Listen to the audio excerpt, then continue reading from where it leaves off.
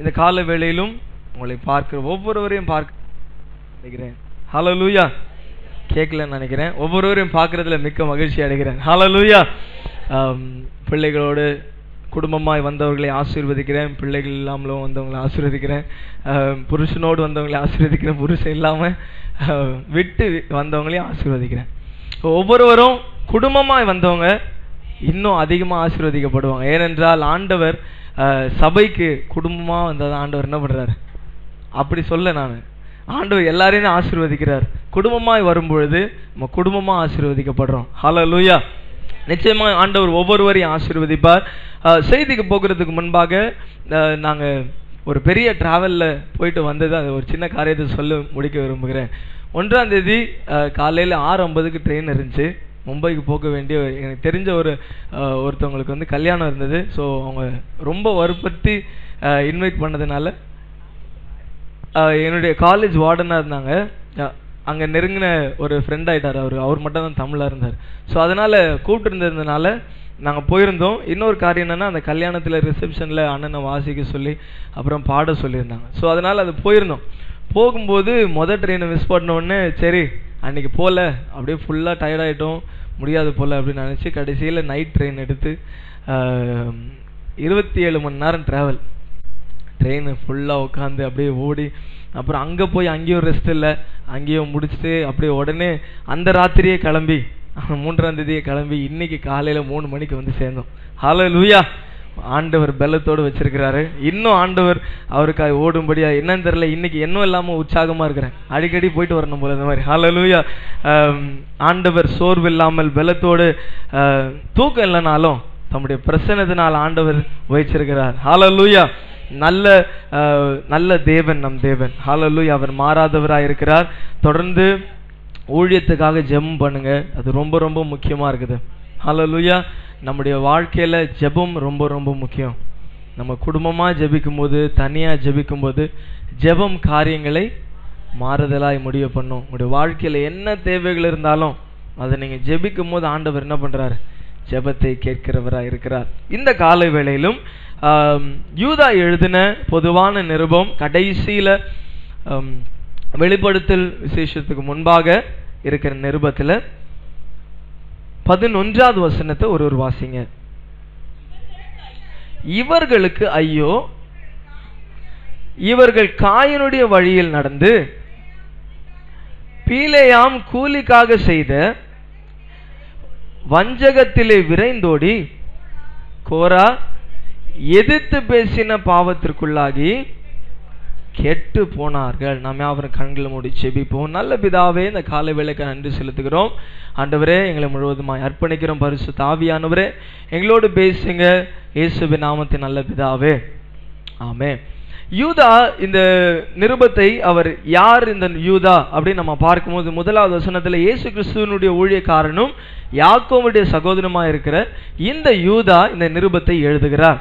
இவரும் ஒரு சீஷனாய் அவர் இருந்தது காலத்தில் அவர் இந்த நிருபத்தை எழுதும் பொழுது முழு வேதாகமத்தில் பவுல் சொல்லினது, ஒவ்வொரு அப்போஸ்தலர்கள் சொல்லினதை அவர் ஷார்ட்டா ஒரே நிருபத்தில் அழகா எழுதி முடிச்சார். இயேசு வந்ததும் இயேசு வரப்போகிறதும் வந்துட்டு அப்புறம் ஆண்டவர் என்ன செய்ய போறாரு அப்படின்றது இந்த நிருபத்தில் அவர் எழுதும் பொழுது அவர் முக்கியமாக அவர் ஃபோக்கஸ் பண்ண ஒரு காரியம், கடைசி காலங்களில் உங்களுக்கு கள்ள தீர்க்கதரிசிகள் உங்க மத்தியில் எழும்புவாங்க.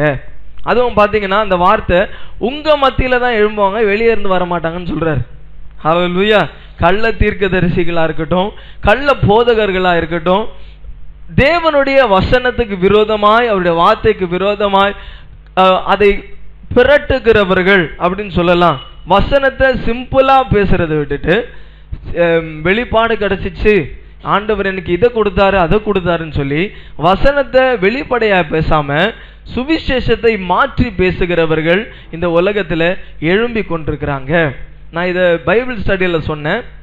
இது எந்த ஊழியக்காரர் செய்தாருன்னு நான் சொல்ல விரும்பல. ஆனா ஒரு காரியத்தை நான் பார்த்தேன். இது எத்தனை பேர் பார்த்தீங்கன்னு தெரியல.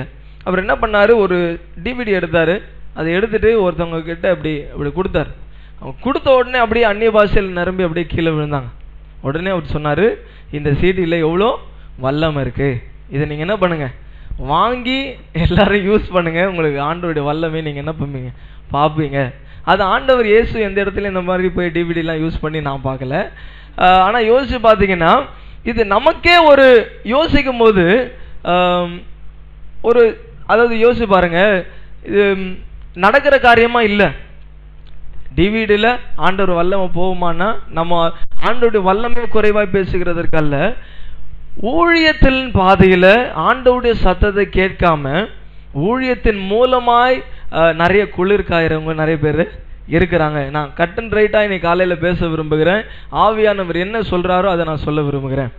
ஸோ யோசிச்சு பாருங்க, இந்த வார்த்தையை யூதா எழுதும்போது இவர்களுக்கு ஐயோ, யாருக்கு அப்படின்னு பார்த்தா இவர்கள் காயினுடைய வழியில் நடந்து, இரண்டாவது பீலையாம் கூலிக்காக செய்த வஞ்சகத்தில் விரைந்தோடி கோரா எதிர்த்து பேசின பாவத்திற்குள்ளாகி கெட்டு போனாங்க. இவங்க யாரு அப்படின்னு பார்க்கும்பொழுது, முன்பாக சோதோம் குமாராத்து பட்டணத்திற்கு அவர்கள் சூழ்ந்த பட்டணத்தில் எல்லாத்திலும் விபச்சாரம் பண்ணி இப்படிப்பட்ட பாவங்கள் செய்தவர்கள் அப்படின்னு சொல்லி அவர் தொடர்ந்து எழுதி வருகிறார். வசனத்தை விரோதமாய் பேசுகிறவர்களும் வசனத்தை சுவிசேஷமா பேசாதவர்களுக்கு ஐயோ என்று சொல்லி யூதா எழுதுகிறார். வசனத்தின்படி பேசணும். இயேசு எனக்காக மரித்தார், ரத்தம் சிந்தினாரு, 3ஆம் நாள் உயிரோடு எழும்பினார்ன்றது தான் சுவிசேஷம். அதற்கு மீறி ஒன்றும் இல்லை.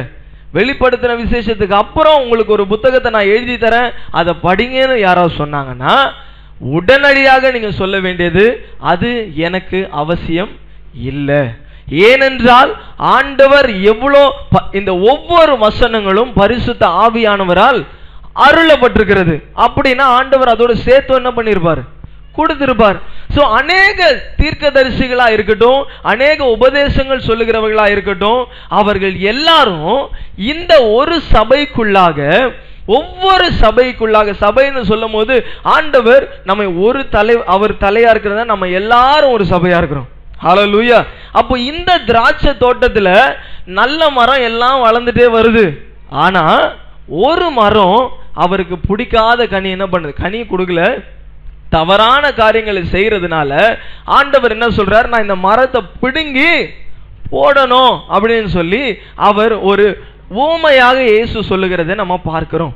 அப்போ இந்த காரியத்தை நீங்க நன்றாய் புரிந்து கொள்ளும் பொழுது, இந்த கடைசி காலங்களில் இந்த 3 வகையான ஜனங்கள், இந்த 3 வகையான காரியங்களை உங்களுடைய கண்கூடா நீங்க பார்க்கும் பொழுது இம்மீடியட்டா விசுவாசிகளாகிய நீங்கள் பார்த்து தீர்மானித்து நீங்கள் சிந்திக்க வேண்டிய ஒரு காரியம், இது கிறிஸ்துவால் உண்டானது அல்ல.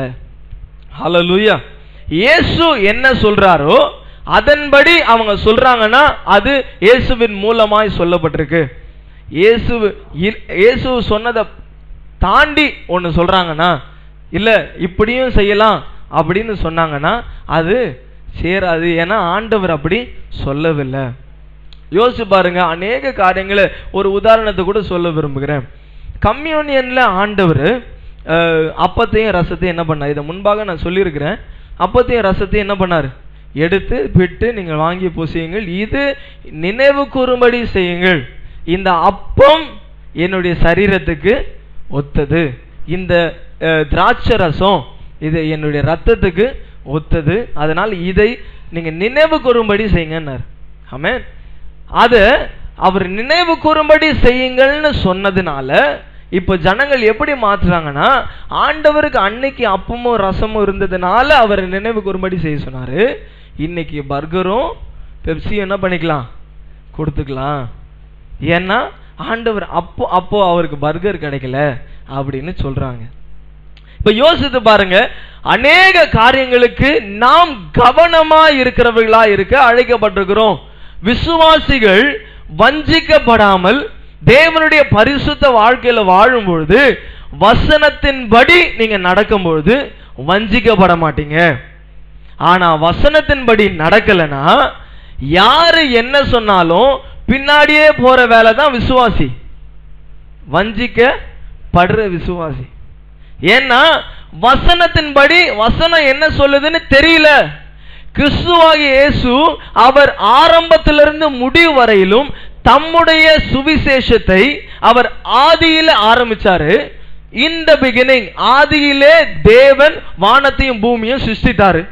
இது இயேசுவின் மூலமாய் உண்டானதுன்னு ஆண்டவர் ஆரம்பித்து, இதோ இந்த உலக முடிவு பரியந்தம் நீங்க சகல நாட்கள் நான் உன்னோடு கூட இருப்பேன், நீங்க புறப்பட்டு போய் சகல ஜாதிகளையும் சீஷனாக்கணும், இது என்னுடைய வேலை. அப்ப கடைசியா அவர் முடிக்கும் போது வெளிப்படுத்துற விசேஷத்துல சொல்றாரு, நான் திரும்ப வர போறேன், அவனவன் கிரியைக்கு தக்கதாக நான் பலன் தர போறேன். இயேசு முழுமையாயிட்டாரா? இயேசு தான் எல்லாத்தையும் சொன்னதா? அவர் ஆரம்பமும் முடிவுமா இருக்கிறார். ஏசாயால் அழகா சொல்லுகிறார், அவர் முந்தினவரும் பிந்தினவருமா இருக்கிறவர். அப்ப இயேசு என்ன சொல்றாரோ அதன்படி நான் கேட்டு செய்யும் பொழுது வஞ்சிக்கப்பட மாட்டேன்.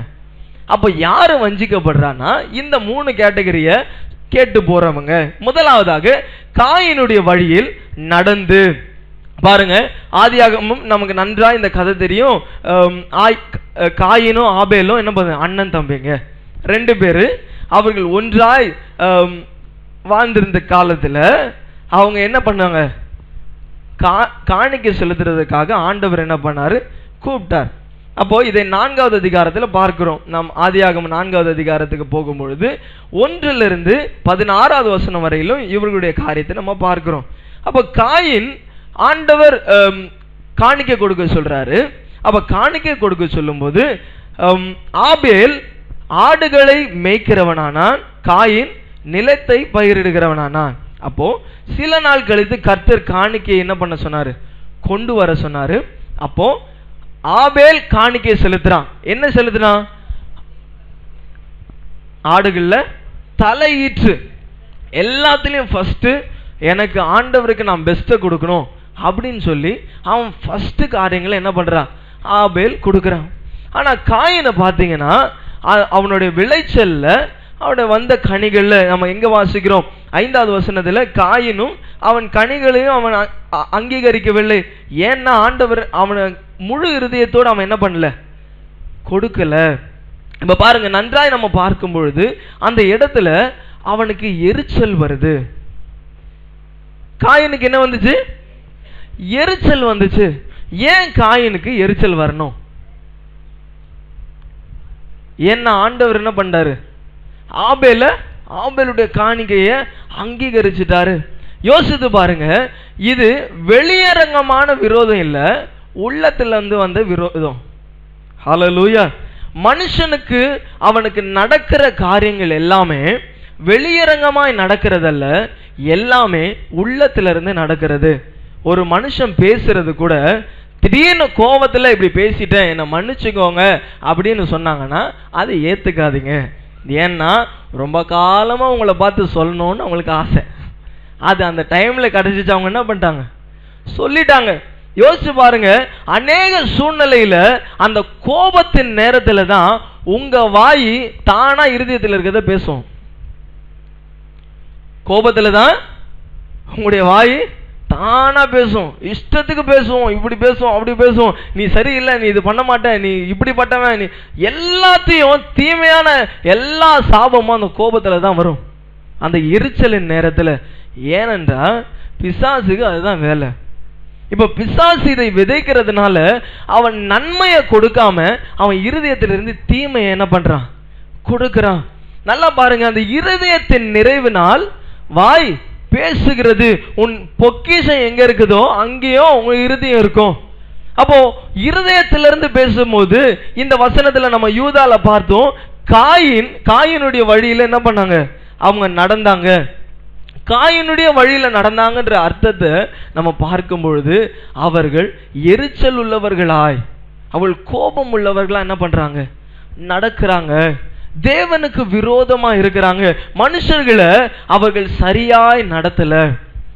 பாருங்க, அந்த வசனத்தை நீங்க நன்றாய் பார்க்கும்போது காயின் அவன் எரிச்சல் வருது, ஆண்டவருக்கு அவன் பெஸ்ட்டை கொடுக்கிறான், ஆண்டவர் அவனுக்கு பெஸ்ட்டை கொடுத்தாரு. நீயும் ஆண்டவருக்கு பெஸ்ட்டை கொடுத்தா உனக்கு ஆண்டவர் என்ன பண்ணுவார், பெஸ்ட்டை கொடுப்பாரு. ஆனா நான் என்னுடைய காரியங்கள்ல சரியில்லை, என்னுடைய காரியங்கள்ல நான் ஆண்டவருக்கு நன்மை செய்யல, ஆனா அவங்களுக்கு செய்யறதுனால எனக்கு என்ன வருது, கோபம் வருது. அநேக விசுவாசிகளின் வாழ்க்கை அதுதான். என்னுடைய வாழ்க்கையை நான் பார்க்கும்போது, என்னுடைய வாழ்க்கையில நான் ஆண்டவரிடத்துல சரியா இருக்கின்றான்னு பார்க்கும்போது இல்ல, நான் சரியா ஆண்டவரை நோக்கி பார்க்கிறது இல்ல, ஆண்டவரை நோக்கி நான் விசுவாசிக்கிறது இல்ல. சூழ்நிலைன்னு வரும்போது மனுஷரை சாடுறேன், ஆண்டவருடைய வசனத்துக்கு விரோதமா தான் நான் நடக்கிறேன். அப்போ ஒருவர் ஆசீர்வதிக்கப்படும் பொழுது அந்த நேரத்துல ஏன் எரிச்சல் வருதுன்னா, காயினுடைய வழியில நடக்கிறோம், காயினுடைய வழியில நடக்கிறோம். ஏனென்றால் நான் ஆண்டவருக்கு முன்பாக முழு இருதயத்தோடு என்னுடைய இருதயத்தை நான் ஒப்பு கொடுக்கல. ஆபேலோ தேவனுக்கு எப்படி தலையீற்று கொடுக்க முடியும்? இப்போ எனக்கு ஒருத்தரை பிடிச்சாதான் நான் என்ன பண்ண முடியும்? தலையீற்றையும் பெஸ்டையும் கொடுக்க முடியும். எல்லாவற்றையும் பெஸ்ட்டை யாருக்கு செய்வோம் சொல்லுங்க? வீட்டில் இருக்கிற பிள்ளைங்க இருக்கிறாங்க, அவங்களுக்கு நீங்க இது வரைக்கும் வாங்கி கொடுத்ததுல என்னால நான் இதெல்லாம் பண்ண முடியாது, என் பிள்ளைக்கு ஏதோ செய்யறேன் அப்படின்னு சொல்ற பெற்றோர் நல்லவங்களா அப்படின்னு சொல்லி உலகத்தார் யோசிக்கிறாங்க. பெரிய காரியத்தை நான் எல்லாவற்றையும் சூப்பரா செய்யணும் என் பிள்ளைக்கு அப்படின்னு சொல்றவங்க நல்ல பேரண்ட்ஸா? பெஸ்ட் செய்யறவங்க தான் நல்ல பேரண்ட்ஸ், கரெக்டா? எல்லாவற்றையும் என் பிள்ளைக்கு நான் என்னதான் தருவேன்? பெஸ்ட்டை தான் செய்வேன். என் பிள்ளைய நல்ல ஒரு இடத்துல இருக்கணும், நல்ல வளரணும், நல்லா இருக்கணும். அதுதான் எல்லாருடைய பெற்றோருடைய வேலை, ஒரு சிந்தனை, அவருடைய எதிர்பார்ப்பு. அப்ப அவங்களுடைய இருதயத்துல இதை வைக்கிறனால அவங்க செய்கிற எல்லாமே அந்த அந்த நோக்கத்தை வைத்து செய்யறாங்க. எதை செய்தாலும் நான் பெஸ்ட்டை செய்யணும், என் பிள்ளை நல்லா இருக்கணும். இப்போ இதையே ஆண்டவரிடத்துல யோசிங்க. ஆண்டவர் உங்களுக்கும் செய்யறது, எதை செய்யறதா இருந்தாலும் என்ன பண்ணும்? பெஸ்ட் செய்யணும். ஏன்னா என் பிள்ளை ஆசீர்வதிக்கப்படணும், என் பிள்ளை நல்லா இருக்கணும்.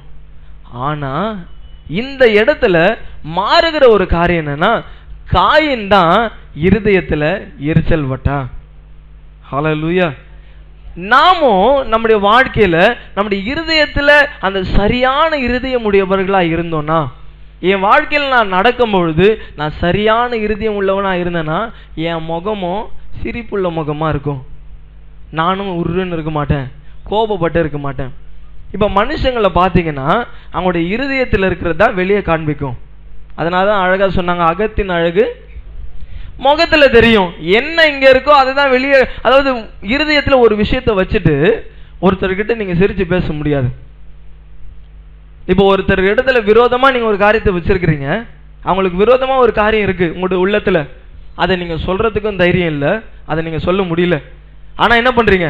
அதை உள்ளத்துல வச்சுக்கிறீங்க. அவங்க இடத்துல நீங்க போய் பேசும்போது நீங்க என்ன பண்ணுவீங்க? என்ன பண்ணுவோம்? என் உள்ளத்துல இருந்து நான் என்ன பண்ண முடியாது? சிரிக்க முடியாது, என்னால தைரியமா பேச முடியாது. நான் என்ன பண்ணுவேன்? பேசிட்டு எப்போ இந்த கான்வர்சேஷனை கட் பண்ணிட்டு போனோம்னா எனக்கு ஆசையா இருக்கும். ஏன்னா அவங்கள எனக்கு பிடிக்கல, அது வெளியே பிடிக்கல, உள்ள பிடிக்கல. புரியுதா உங்களுக்கு? அப்ப இருதயத்தில் இருக்கிற காரியம் தான் முக்கியமே. என்னுடைய இருதயம் சரியா இருந்துச்சுன்னா நான் சரியா இருப்பேன். இந்த காலைவேளை நீங்க நல்லா அறிந்து கொள்ள வேண்டிய ஒரு காரியம், காயினுடைய வழியில ஏன் அப்படிப்பட்ட ஜனங்கள் நடக்கிறாங்க? வார்த்தையை ஏன் அவர்கள் சரியாய் பேசவில்லை? வசனத்தை ஏன் அவர்களால் ஏற்றுக்கொள்ள முடியலன்னா, அந்த வசனம் நல்ல வசனம் தான், வசனம் சரியாக தான் போகுது, எல்லாருக்கும் தான் பேசப்படுது. ஆனா சில நிலங்கள் தான் நல்ல நிலமா விதைக்கப்படுது, சிலதெல்லாம் வித்தியாசமாய் காண்பிக்கப்பட்டது. ஏனென்றால் அந்த இருதயம் சரியாய் அதை ஏற்றுக்கொள்ளவில்லை. நல்லா நீங்க புரிந்து கொள்ள வேண்டிய ஒரு காரியம், உங்களுடைய இருதயம் சரியா இருந்துச்சுன்னா உங்களுடைய வாழ்க்கையும் சரியா இருக்கும். இந்த காலைவேளை நான் இதை சொல்றேன், உங்களுடைய இருதயம் சரியா இருந்ததுன்னா உங்களுடைய வாழ்க்கையும் சரியா இருக்கும். அதனாலதான் ஆண்டவர் சொன்னாரு, உன்னுடைய இருதயத்தை எனக்கு தா. உன்னுடைய அதாவது நாம் என்றைக்கு இயேசுவை ஏற்றுக்கொண்டோமோ என்னுடைய இருதயத்தை, புதிய இருதயத்தையும் புதிய ஆவியும் ஆண்டவர் தராரு. ஆண்டவர் எப்பவுமே வெளியே மாத்த மாட்டாரு, உள்ள மாத்துவாரு. ஹல்லேலூயா. நல்லா புரிந்து கொள்ளணும். அப்ப என்னுடைய ஆவிக்குரிய ஜீவியத்திலும் நான் வளர்றதுக்கு காரணம், பாவத்தை விட்டு விலகுகிறதுக்கு காரணம், நான் சரியா எப்படி வாழ முடியும்? சில பேர் சொல்லுவாங்க அப்பெல்லாம் வாழவே முடியாது, சான்ஸே இல்லை. ஏன்னா அவங்களுடைய இருதயத்துல தீர்மானிச்சிட்டாங்க, என்னால பாவத்துல இருந்து வாழ முடியாது, கடைசி வரையில நான் இப்படிதான் இருப்பேன். யோசிச்சு பாருங்க. ஆனா இருதயத்துல ஒரு தீர்மானம் எடுக்கும் பொழுது, இருதயத்துல நான் இப்படி சரியா நடக்கணும் அப்படின்னு எடுக்கும்போது அவங்க சரியா நடக்கிறாங்க. ஹல்லேலூயா. அந்த தீர்மானத்தை அது சரியா நடக்கிறதுக்கு பலத்தை ஆவியானவர் தருகிறார். அப்ப அந்த காயின் வழியா நடக்கிறவங்க இந்த இருதயத்துல இப்படிப்பட்ட காரியங்கள் இருக்கிறதுனால, பொல்லாத வழியில பொல்லாத இருதயம் இருக்கிறதுனால அவர்கள் அப்படியாக இருக்கிறாங்க. இதை தேவன் வெறுக்கிறார். வசனம் அதுதான் சொல்லுது. கடைசியா நீங்க பார்க்கும்பொழுது அவர்கள் பாவத்துக்குள்ளாகி, அப்படின்னா இந்த 3 காரியமும் பாவம். இந்த பாவத்துக்குள்ளாகி அவங்க கெட்டு போனாங்க. ஒருவருடைய இருதயம் சரியில்லைன்னா அவங்க பாவத்துக்குள்ளாகி அவங்க கெட்டு போவாங்க. அது உங்க முகத்திலேயே தெரியும். யோசிச்சு பாருங்க, நீங்க ரட்சிக்கப்பட்ட நாள்ல இருந்து நீங்க ஆண்டவரோடு கிட்டு சேரும்போது அநேக காரியத்தை விட்டு போடுவீங்க. ஏன்னா இது ஆண்டவருக்கு பிடிக்காது, ஆனா வெளியே இருக்கவங்களுக்கு பிடிக்கும். ஹல்லேலூயா. இப்போ அநேக காரியங்கள் அப்படி இருக்குது. அப்ப அதை பார்க்கும்போது அதுவே ஒரு கான்ட்ரவர்சியா, அதுவே ஒரு வாக்குவாதமா எடுத்து ஜனங்கள் உங்களுக்குள்ள ஒரு கேள்வியை உருவாக்கிடுவாங்க. நீங்க ஏன் இதை செய்யணும், நீங்க ஏன் இதை பண்ணணும், இயேசு அப்படி சொன்னாரா? அப்போ உங்களுக்கு ஒரு கேள்வி வருது. உங்க இருதயத்தில் எடுத்த தீர்மானத்தில் உங்களால் நிற்க முடியல. ஏன்? ஏன்னா ஒரு மனுஷன் சொன்னதுனால அவர்கள் சொல்றாங்க, ஒரு கேள்வியை உருவாக்குறாங்க. அப்படிப்பட்ட காயின் வழியில நடக்கிற அநேக விசுவாசிகள் இப்பவும் வாழ்ந்து கொண்டு இருக்கிறாங்க. அவர்களுக்கு இயேசுவோடு பிரியமா இருக்கிற ஒரு வாழ்க்கை வேண்டாம்.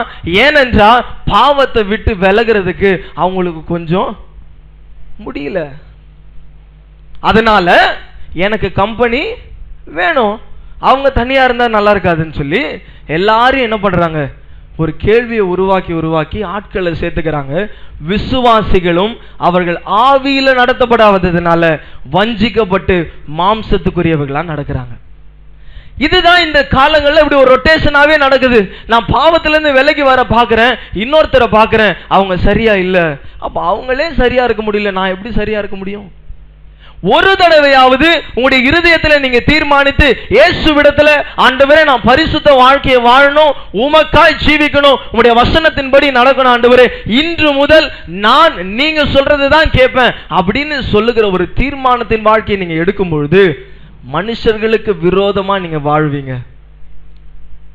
காலம் எப்படி மாறிக்கொண்டிருக்கிறது தெரியுமா? கடைசியா நான் நேற்று ஒரு காரியத்தை பார்க்கும்போது ரொம்ப ஆச்சரியப்பட்டேன். பிள்ளைகள் சொல்லுகிற ஒரு வார்த்தை. இப்போ பெற்றோர்களுக்கு என்ன ஆசைனா, இப்ப பெற்றோர்கள் ஒரு ஒரு டாபிக்கோட வாழ்ந்துட்டு இருக்கிறாங்க அப்படின்னு சொல்லி பிள்ளைகள் சொல்றாங்க. அது என்ன டாபிக்னா, வெளியே இருக்கிறவங்க என் பிள்ளைய பத்தி ஏதாவது சொல்லிடக்கூடாதுன்னு தான் பிள்ளைய வளர்க்குறாங்க அப்படின்னு சொல்லி பிள்ளைகள் ஒரு டாபிக் எடுத்து வச்சிருக்கிறாங்க. அப்படின்னா அர்த்தம் என்ன? பிள்ளைகளுடைய சிந்தனை என்ன? அம்மாக்கும் அப்பாவுக்கும் என்ன சிந்தனை? வெளியே இருக்கிறவன் என்ன தப்பா பேசக்கூடாது, அப்படியே வச்சிருக்கிறாங்க. எல்லாத்தையும் அவங்க தான் சொல்றாங்க, இதை செய்யாத, ஏன்னா அவங்க ஒன்று பார்த்துருவாங்க, இவங்க இதை செய்வாங்க. இத பிள்ளைங்க ஒரு டாபிக்கா கொண்டு வந்துட்டாங்க. இன்னையில இருந்து என்ன சொல்லுவாங்க, நீங்க எதை சொன்னாலும் அவங்களுக்காக தான் செய்ய சொல்றீங்க. ஆனா வசனம் என்ன சொல்லுது? வசனம் என்ன சொல்லுதுன்னா, 1 தீமோத்தேயுல 4வது அதிகாரத்தில் அழகா சொல்றாரு பவுல் தீமோத்தேயுக்கு எழுதுகிறது, மற்றவர்களுக்கு மனுஷர்களுக்கு நீ ஒரு மாதிரியா இரு, ஒரு எக்ஸாம்பிளா இரு. எப்படி? அன்பிலும் கற்பிலும் பேச்சிலும் விசுவாசத்திலும் எல்லா செய்கைகளிலும் நீ எப்படி இருக்கணும்? ஒரு மாதிரியா இருக்கணும். ஒரு மாதிரியா இருக்கக்கூடாது, மாதிரியா இருக்கணும் என்பது நான் ஒரு எக்ஸாம்பிளா இருக்கணும். கிறிஸ்து எனக்குள்ளா இருக்கிறாரு, நான் அதை வெளிப்படுத்தணும். ஆனா பிள்ளைகள் இந்த உலகத்தின் காரியங்களை கேட்டுட்டே இருக்கிறது நல்லா கவனிக்கணும். நான் அதனாலதான் சொல்லிட்டே இருக்கேன் பாருங்க, காயினின் வழியில நடக்கிறவர்களோடு உங்க பிள்ளைங்க சேர்றதுனால அவங்களுக்கும் அந்த ஆசை தான் வரும். அப்போ நம்மளும் கண்டுக்கிறது இல்லை, சரி விட்டுறலாம், என் பிள்ளை நல்லா தான் இருக்கு, சரியா தான் இருக்கு. எத்தனை தடவை உங்களுடைய பிள்ளையை நீங்க கவனமா கவனிச்சு ஆவிக்குரிய ஜீவிதத்தில் வளருதான்னு பாக்குறீங்க?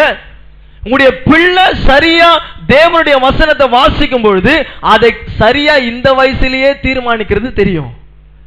ஆனா வசனத்துல வளராத பிள்ளை தான் வசனமா போகுது. என் பிள்ளை சமுதாயத்துல நல்லா இருக்கணும்னா அதுக்கு வசனம் தெரிஞ்சிருக்கணும். என் பிள்ளை சமுதாயத்தில் ஆசீர்வதிக்கப்படணும்னா அது வசனம் தெரிஞ்சிருக்கணும். என் பிள்ளை தீமையான வார்த்தையை பேசக்கூடாது, நல்ல ஒரு மனுஷனா இருக்கணும்னா அதுக்கு முன்னாடி எல்லாவற்றுக்கும் வசனம் தெரிஞ்சிருக்கணும். வசனம் இருந்தாதான் இருதயம் சுத்திகரிக்கப்படும். வெளியே என்னால சரியா நடக்க முடியும். இது பிள்ளைகளுக்கு மாத்திரம் இல்ல, எல்லாருக்குமே தான். ஏன் என்னால சரியா நடக்க முடியலன்னா என் இருதயம் என்ன பண்ணல, சுத்திகரிக்கப்படல. நான் இன்னும் என்ன ஒப்பு கொடுக்கல. நான் இந்த பாயிண்ட்லயே இருக்க விரும்பல. யோசிச்சு பாருங்க, இப்படி பொல்லாங்கான, அதாவது நம்ம நினைச்சிட்டு இருக்கிறோம் காயின் அவன் தானா போய் செய்யறான், தானா அவனுக்கு வந்த கோபத்துல செய்தான். இதுக்கு பின்னாடி ஒருத்தன் இருக்கிறான். பிசாசு திருடன் திருடவும் கொல்லவும் அழிக்கவும் வருகிறானே அன்றி வேற ஒன்றுக்கும் வரான். 1 யோவான் 3வது அதிகாரத்துல 12வது வசனத்துல அவன் வாசிக்கும் பொழுது, பொல்லாங்கானனால் அவன் உண்டாயிருந்த தன்னுடைய சகோதரனை கொலை செய்த காயின். யாரால கொலை செஞ்சா? அந்த தீமையான, அதாவது எப்படி சொல்றது, நான் பிசாசால பொல்லாங்கானால் உண்டாயிருந்த தன் சகோதரனை கொலை செய்த காயினை போல இருக்க வேண்டாம். எப்படி கொலை செய்தான்? அவன் இருதயம், அவனுடைய கிரியைகள் பொல்லாததா இருந்ததினால். நல்லா கவனிச்சு பார்க்கணும் அந்த வசனத்தை. தன் கிரியைகள் பொல்லாதவைகளும் தன் சகோதரனுடைய கிரியைகள் நீதி உள்ளவர்களுமா இருந்ததுனால தானே அவன் கொலை செய்தான். அப்ப இயேசு அவர் இந்த உலகத்திற்கு வந்துட்டு அப்புறம் சொல்றாரு, ஒரு ஸ்திரிய நீ தீமையா சிந்திச்சாலே நீ விபச்சாரம் செஞ்சுட்டேன்னு சொல்றாரு.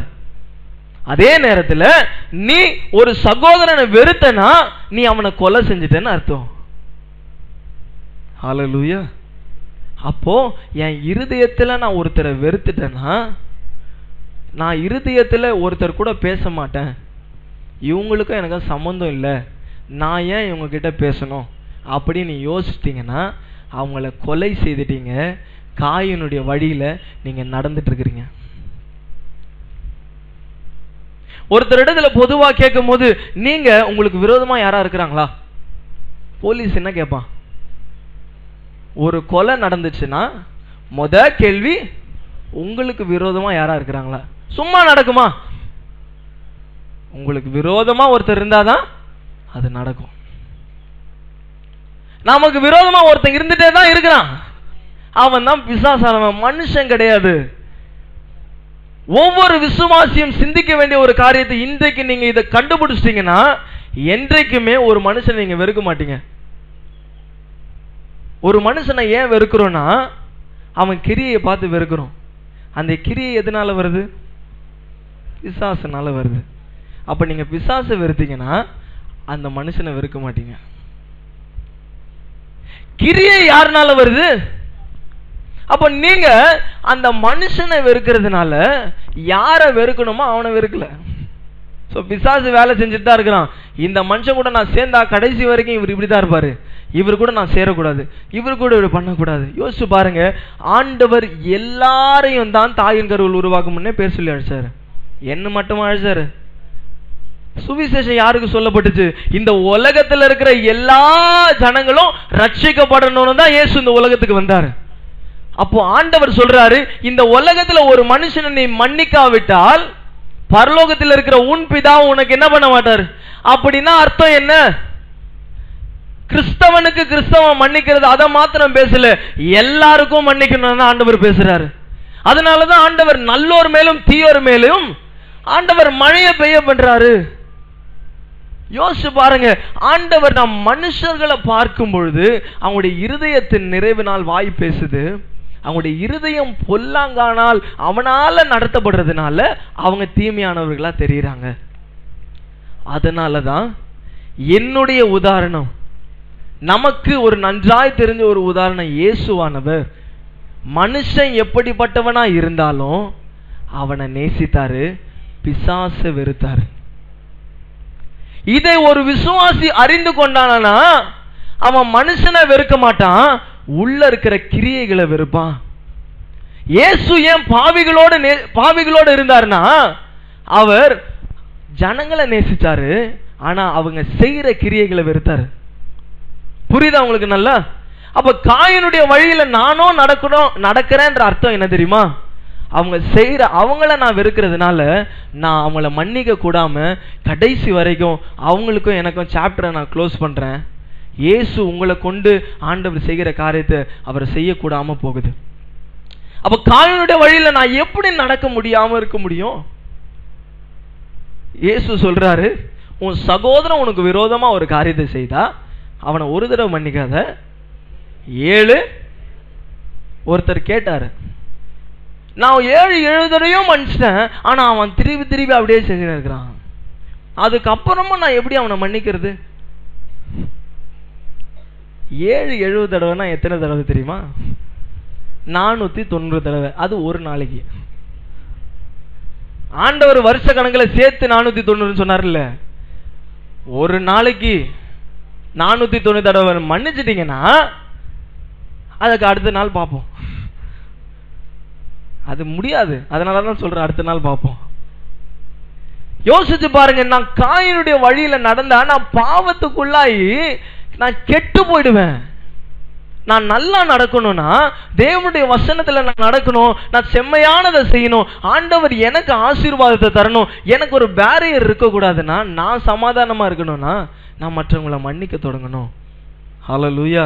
காயினுடைய வழியில நடக்க கூடாது.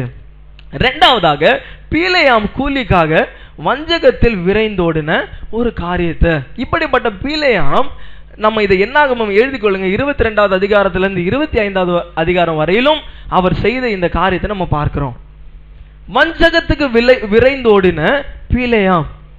பீலேயாம் அப்படி என்னதான் செய்தாரு? அப்போ நான் அவர் செய்த காரியத்தை பேசுகிறதுக்கு முன்பாக அந்த இடத்துல ஒரு சம்பவம் நடக்குது. அதனாலதான் அவர் அந்த வழிகளை சரியா நடந்திருந்தார்னா அவர் விட்டு விலகி வந்திருப்பாரு. ஆனா அப்படியும் அவர் போனதுனால அவர் இப்படிப்பட்ட ஒரு பேரு, வஞ்சகத்துக்கு கூலிக்காக விரைந்து ஓடின பீலேயாம். யோசிச்சு பாருங்க. நம்ம என்னாகமம் 22வது அதிகாரத்துக்கு போவோம். 22வது அதிகாரத்துல பீலேயாம் இப்படி விரைந்து ஓடுறதுக்காக ரெடி ஆகுறார். எங்க? கூலிக்காக போறார். பாலாக் ராஜா இப்படியாக, நீ என்ன பண்ணு, இஸ்ரவேல் ஜனங்க இப்படி ஒரு கூட்டம் இருக்கிறாங்க, அவங்க எண்ணிலும் பலவான்களா இருக்கிறாங்க, அவங்கள ஆசீர்வதிக்கப்பட்டவங்களா இருக்கிறாங்க, நீ என்ன பண்ண, அவங்கள சபிக்கணும் அப்படின்னு சொல்லி கூப்பிடுறாரு. இவங்க 2 பேரும் போறாங்க. அப்போ இவர் முதல் தடவை சொல்லும் போது சொல்றாரு, நான் எதை செய்யறதா இருந்தாலும் ஆண்டவரை கேட்டுதான் நான் என்ன பண்ணுவேன், செய்வேன் அப்படின்னு சொல்லி சொல்றார். அப்போ அவர் கேட்கிறார் ஆண்டவர்கிட்ட, ஆண்டவர் இவங்கெல்லாம் யாருன்னு. அந்த வசனத்தை பாருங்க, 9வது வசனம். தேவன் பீலேயாம் இடத்துல வந்து, யோசித்து பாருங்க, ஆண்டவரே பீலேயாம் இடத்துல வந்து பேசுறாரு. நல்லா கவனிக்கணும். பீலேயாம் இடத்துல வந்து பேசும்போது சொல்றாரு, உன்னிடத்தில் இருக்கிற இந்த மனுஷர் யார்? அப்படின்னா அர்த்தம் என்ன? எனக்கும் அவங்களுக்கும் தொடர்பில்லாத ஒரு மனுஷங்க உங்க கூட இருக்கிறாங்க, அவங்களுக்கும் உனக்கும் என்ன வேலை? சரியா இல்லையா கேள்வி? அப்ப அவரு டீடைல்டா சொல்றார், இந்த மாதிரி இப்படி பாலாக் ராஜன் ஒருத்தர் இருக்கிறாரு, அவர் இந்த பூமி விசாலத்துல மூடுகிற ஒரு ஜனக்கூட்டம் இருக்கான், அந்த ஜனக்கூட்டத்தை சபிக்கணும்னு ஆண்டவர் என்னை கூப்பிடுறாரு அப்படின்னு சொல்லும் போது ஆண்டவர் சொல்றாரு, அவர்களோடு போக வேண்டாம், அந்த ஜனங்களை நீ சபிக்க வேண்டாம், அவர்கள். இது என்ன அர்த்தம்? ஆபிரகாம் இடத்துல சொல்றாரு, நான் உன்னை ஆசீர்வதிக்கவே. கரெக்டா? யார் ஆசீர்வதிக்கிறாரு? ஆண்டவர் ஆசீர்வதிக்கிறார். உன்னை ஆசீர்வதிக்கிறவர்களை நான் ஆசீர்வதிப்பேன், அது சொல்லணும். உன்னை சபிக்கிறவர்களை பாருங்க, ஆண்டவர் சொல்றாரு நான் ஆசீர்வதிக்கிறேன்னு சொல்றாரு. இந்த இடத்துல பீலேயாம் சொல்றாரு, அந்த இடத்துல போவாத, நான் சபிக்கல, அவங்கள ஆசீர்வதிச்சு வச்சிருக்கிறேன், நீ சபிக்க முடியாது.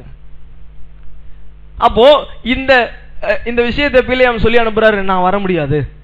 ஆனா 2வது தடவை பாலாக் ராஜா ஐடியாவை பாருங்க, இருந்தவங்களை பார்க்கிலும் நல்லா கனவான்களா, 15வது வசனத்துல கனவான்களான அதிக பிரபுகளை அனுப்புனானா. இப்ப பிரபுக்கள் வரும்போது சும்மா வரமாட்டாங்க, கையில பணத்தோடு தான் வருவாங்க. இப்ப இவங்க வந்து பீலேயாம சந்திக்கும் போது திருப்பி அதே கேள்வியை கேட்கிறாங்க, அப்போ பிலேயாம் நான் கேட்டு சொல்றேன்னு சொல்றாரு. அவர் சொல்லும் போது அவர் வார்த்தை மாறுகிறத பாருங்க. அவர் இருதயம் எப்படி மாறுச்சு. 18வது வசனத்துல பாருங்க, பாலாக் எனக்கு தன் வீடு நிறைய வெள்ளியும் பொருளையும் தந்தாலும் சிறிய காரியமானாலும் பெரிய காரியமானாலும் செய்யும் பொருட்டு. இதுக்கு முன்னாடி நீ என்ன சொன்ன? எதையோ நான் ஆண்டவர்கிட்ட கேட்டுதான். அப்ப எங்க இருந்து திடீர்னு இந்த ஆசை வந்துச்சு? எனக்கு ஒரு அதிக பொண்ணு அதிக பொருள் கொடுத்தாலும் நான் ஆண்டவர் சொல்லி தான் கேட்பேன். அப்படின்னா என்ன அர்த்தம்?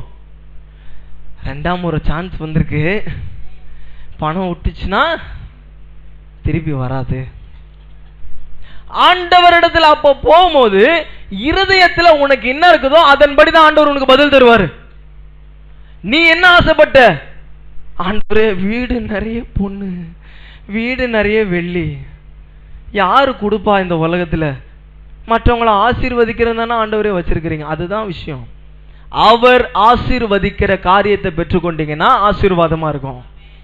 அதனாலதான் ஆபிரகாம் ஒரு பெரிய உதாரணம். சரட்டையாகில எனக்கு வேணாம், அந்த வாறு கூட எனக்கு வேணாம். ஏனென்றால் ஆண்டவர் ஆசீர்வதித்த காரியம் தான் என் வீட்டில் இருக்கணும்.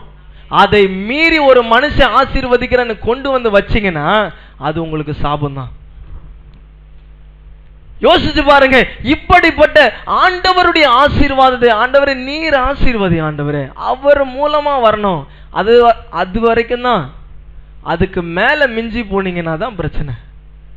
அப்ப யோசிச்சு பாருங்க. இப்படிப்பட்ட சூழ்நிலையில ஆண்டவரே அவன் வீடு தரான், வெள்ளி தரான், பொண்ணு தரான், அவன் நிறைய கொடுக்குறான். ஆண்டவரே சொன்ன உடனே சரி போப்பா அப்படின்றாரு. இப்போ போப்பான்னு சொன்னவரு நடுவுல தடுக்க வராரு. இதுதான் கேள்வி, எல்லாருக்கும் கேள்விதான். வானான்னு சொன்னவர் ஏன் இப்போ அனுப்புறாரு?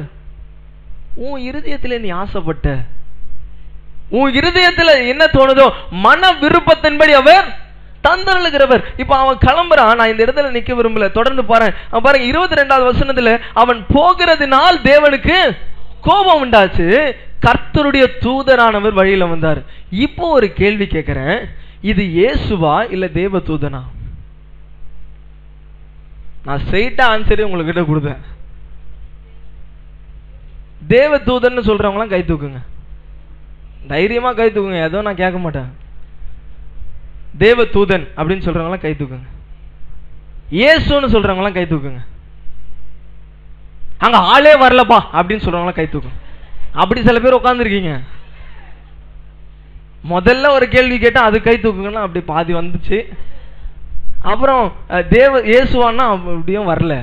அப்ப யார் தான் வந்தது அங்க? யோசிச்சு பாருங்க.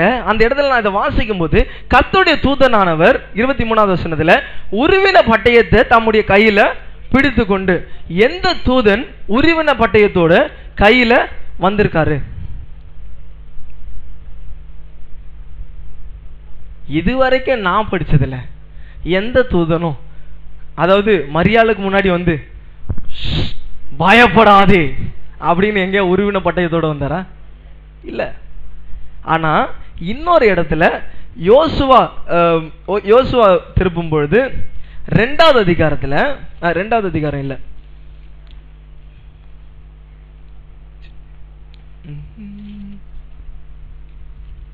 ஆ 13வது, அதாவது 5வது அதிகாரத்துல 13வது வசனத்தை பாருங்க. திருப்பிட்டீங்களா? யோசுவா 5வது அதிகாரம் 13வது வசனம். கண்களை ஏறெடுத்து பார்க்கும்போது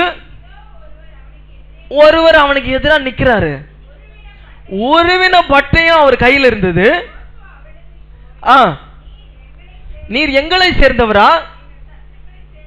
இப்போ புதுசா தடவை பாக்குறாரு யோசுவா. கரெக்டா? தடவை இந்த உலகத்துல அவர் பார்த்ததே கிடையாது. ஆனா உருவின பட்டயத்துல ஒரு மனுஷன், அந்த இடத்துல பாருங்க, ஒருவர் அவனுக்கு எதிராக நிக்கிறார். அப்போ தொடர்ந்து வாசிங்க. யோசுவா அவர் இடத்தில் போய் சொல்றாரு, 14வது வசனம், அல்ல கர்த்தருடைய சேனையின் அதிபதியா இப்பொழுது. ஹல்லேலூயா. நம்ம பாடுறோம் தெரியுமா, சேனை அதிபன் நம் கர்த்தருக்கு. யாருக்கு மகிமை செலுத்துறோம்? தூதனுக்கா? யாருக்கு கனம் செலுத்துறோம்? இயேசுவுக்கு. அவருதான் சேனையின் அதிபன். இன்னொரு காரியத்தை பாருங்க, அந்த இடத்துல வந்த கர்த்தரின் தூதனானவர் யோசுவா என்ன செய்யறாரு? அதுதான் ஒரு தீர்மானமான, இதுதான் இயேசுன்னு நான் சொல்ல முடியும். யோசிச்சு பாருங்க, அந்த இடத்துல முகம் குப்புற விழுந்து அவரை பணிஞ்சு கொண்டான். எந்த தூதருக்கு முன்னாடியும் மனுஷர்கள் என்ன பண்ண மாட்டாங்க? முகம் குப்புற விட மாட்டாங்க. ஆனால் இயேசுவுக்கு முன்னாடி தான் அவங்க தைரியமா என்ன பண்ணுவாங்க? ஏன்னா அவருடைய பிரகாசம், அவருடைய வல்லமை, அவர் முன்னாடி நிற்கும் போது அவருக்கு முன்பாக பாவம் என்ன பண்ண முடியாது.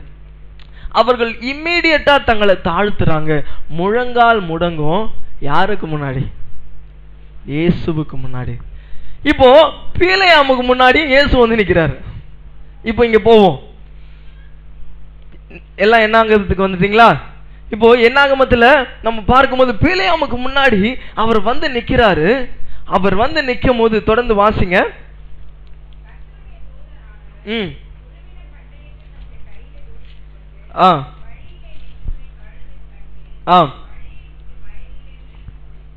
இப்போ ஃபர்ஸ்ட் 22வது வசனத்துல அவனுக்கு எதிராளியாக நின்னாரு. யாரு? இயேசு, அதாவது தேவன் எதிராளியாக வந்து யாருக்கு நிக்கிறாரு? பீலேயாமுக்கு. உங்களுடைய வழி சரியா இல்லைன்னா தேவன் உங்களுக்கு எதிராளியா வந்து நிப்பாரு. அந்த இடத்துல பீலேயாம், ஆண்டவர் சொல்றாரு நீ போய் அவங்களை சபிக்க கூடாது, அவர்கள் ஆசீர்வதிக்கப்பட்டவர்கள். அப்படியும் அவன் கேட்டு நான் செய்யணும்னு போறான். அந்த நேரத்தில் ஆண்டவர் போ சொல்றாரு. ஏன்னா உன் மன விருப்பம் அப்படிதான். அவன் போனதுனால அவருக்கு கோபம் உண்டாகுது, நல்லா தெரியும். அப்ப அந்த இடத்துல போகும்போது நல்லா கவனிங்க, அவர் வழியில எதிராக நிக்கிறாரு. பீலேயாமுடைய வழி சரியா இருந்ததா? சொல்லுங்க. பீலேயாமுடைய வழி சரியா இல்ல. அதனால ஆண்டவர் அவனுக்கு விரோதமா நிக்கிறார். அந்த இடத்துல நிக்கும் போது அவன் தன் கழுதையின் மேல் ஏறி போனா, அவன் வேலைக்காரர் 2 பேரும் அவனோட கூட வந்தாங்க. நல்லா இமேஜின் பண்ணிக்கோங்க. பீலேயாம் தனியா போல, பீலேயாம் தனியா போல, அவன் கூட 2 வேலைக்காரங்க வராங்க. போயிட்டே இருக்கிறாரு. இப்போ 23வது வசனத்துல அவர் பட்டயத்தை எடுத்து தன் கையில பிடிச்சு வழியில நிற்கிறத கழுதை கண்டு. ஏன் பீலேயாமுக்கு தெரியல? ஏன் பீலேயாமுக்கு தெரியலன்னா, இப்போ ஒரு காரியத்தை ஆண்டவர் உங்களுக்கு செய்யறதுக்கு அவர் வழியை காண்பித்தார்னா அவருடைய காரியங்களை நன்றாய் அறிந்திருப்பீங்க. அவருக்கு விரோதமா ஒரு காரியத்தை செய்தீங்கன்னா அந்த இடத்துல ஆண்டவருடைய காரியங்கள் ஒண்ணுமே உங்களுக்கு தெரியாது. யோசிச்சு பாருங்க. அந்த நேரத்துல பீலேயாமுக்கு கண்ணுக்கு தெரியல, ஆனா அந்த நேரத்துல கழுதைக்கு தெரியுது. கழுதை கண்டு வழியை விட்டு என்ன பண்ணிச்சான்? வயலுக்குள்ள போச்சு. இந்த 3 வழியை நான் காட்ட விரும்புறேன். முதல்ல இவருடைய வழி சரியில்லை, அவரை விட்டுருவோம். பீலேயாம் வழி சரியில்லை. 3 பேருடைய வழியை காட்டணும். பீலேயாமுடைய வழியும், கர்த்தருடைய தூதனானவருடைய வழியும், நான் கழுதையுடைய வழியும் காட்ட போறேன். பாருங்க, கர்த்தருடைய தூதனானவருடைய வழி முதல்ல உனக்கு எதிராக நான் நிக்கிறதா. ஏன்னா தேவனுக்கு விரோதமா நீ ஒரு காரியத்தை செய்யற. ஆண்டவர் நேரடியா வந்து நிக்கிறாரு, நீ ஆண்டவருடைய வழிக்கு விரோதமா போயிட்டு இருக்கிற. அப்போ அந்த நேரத்துல கழுதைக்கு தெரியுது. கற்பூர வாசனையா? இல்ல, கழுதைக்கு தெரியுது கர்த்தருடைய தூதனானவர் நிக்கிறாரு. அவரு என்ன, நான் அவருடைய வழிக்கு சரியா போல, அப்ப நான் அவருடைய வழிக்கு வரேன்னு சொல்லி அது என்ன பண்ணுது? வயல்வெளி வழியா ஓடுது. அப்போ பீலேயாம் செய்யறது என்னது? முத தடவை அதை அடிக்கிறான். 2வது வழியை பாருங்க, அவர் தொடர்ந்து அவர் நடக்கிறாரு. அப்போ முதலாவது பீலேயாமுடைய வழியை பார்ப்போம். திருப்பி அவருடைய வழி என்னதான்? நான் இந்த வழியில தான் போவேன், எனக்கு இதுதான் கோர்ஸ். அப்ப யார் நடுவில் நிக்கிறது? ஆண்டவரை தாண்டி நம்ம போக முடியாது. இப்ப ஆண்டவர் ஒரு லாக் போடுறார். அந்த இடத்துல நீங்க பார்க்கணும். 26வது வசனம், கர்த்தருடைய தூதன் அப்புறம் போய், சாரி அதற்கு முன்னாடி கரெக்டா வாசிங்க.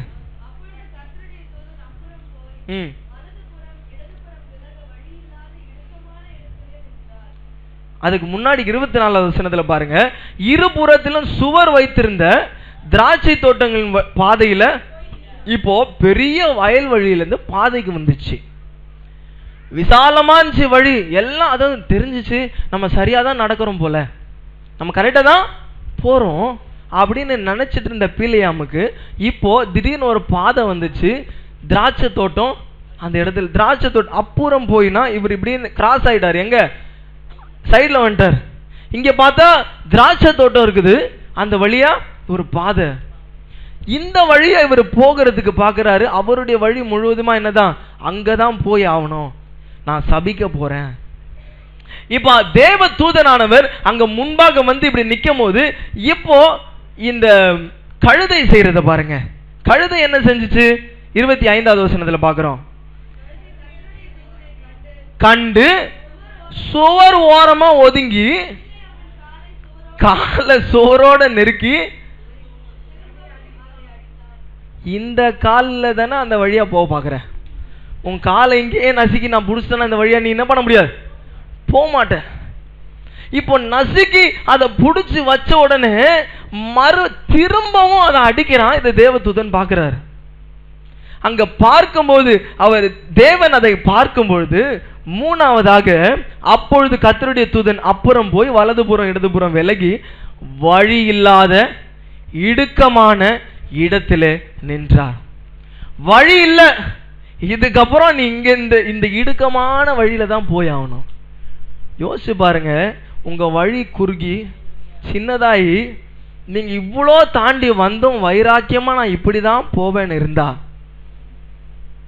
அங்க நடக்கிறத பாருங்க. கழுத மூணாவதாக 27வது வசனத்தை வாசிங்க. அப்படியே பட்டுச்சு. இந்த இடத்துல நான் ஒரு ஸ்டெப் நவந்தாதான் எனக்கு உயிர் போவோம். நான் இவ்வளவு நாள் உன்னை காப்பாத்த பார்த்தேன், ஆனா நீ கேட்கறது போல இல்ல, அது அப்படியே படுத்துச்சு. எங்க என்ன வந்துச்சு? நல்லா பார்க்கணும், காயினுடைய வழியும் சேர்ந்து வருது. கோபம் வந்தாலே உங்களுக்கு நடுவுல தேவனுக்கு விரோதமா நீ நடக்கிற நீங்க அவங்கள சொல்ல நீங்க அவங்கள அடிச்சுனே தான் இருப்பீங்க. அப்ப அவன் குச்சி எடுத்து என்ன பண்றான்? கழுதைய அடிக்கிறான். உடனே கர்த்தர் கழுதையின் வாயை திறந்தார். இப்போ நான் ஒரு கேள்வி கேட்க போறேன். எத்தனை பேர் உண்மையாவே தேவனுடைய வார்த்தையை தியானிச்சு வாசிக்கிறீங்கன்னு தெரியும்? எத்தனை பேர் சொல்றீங்க ஆண்டவர் கழுதையின் மூலமா பேசினார்?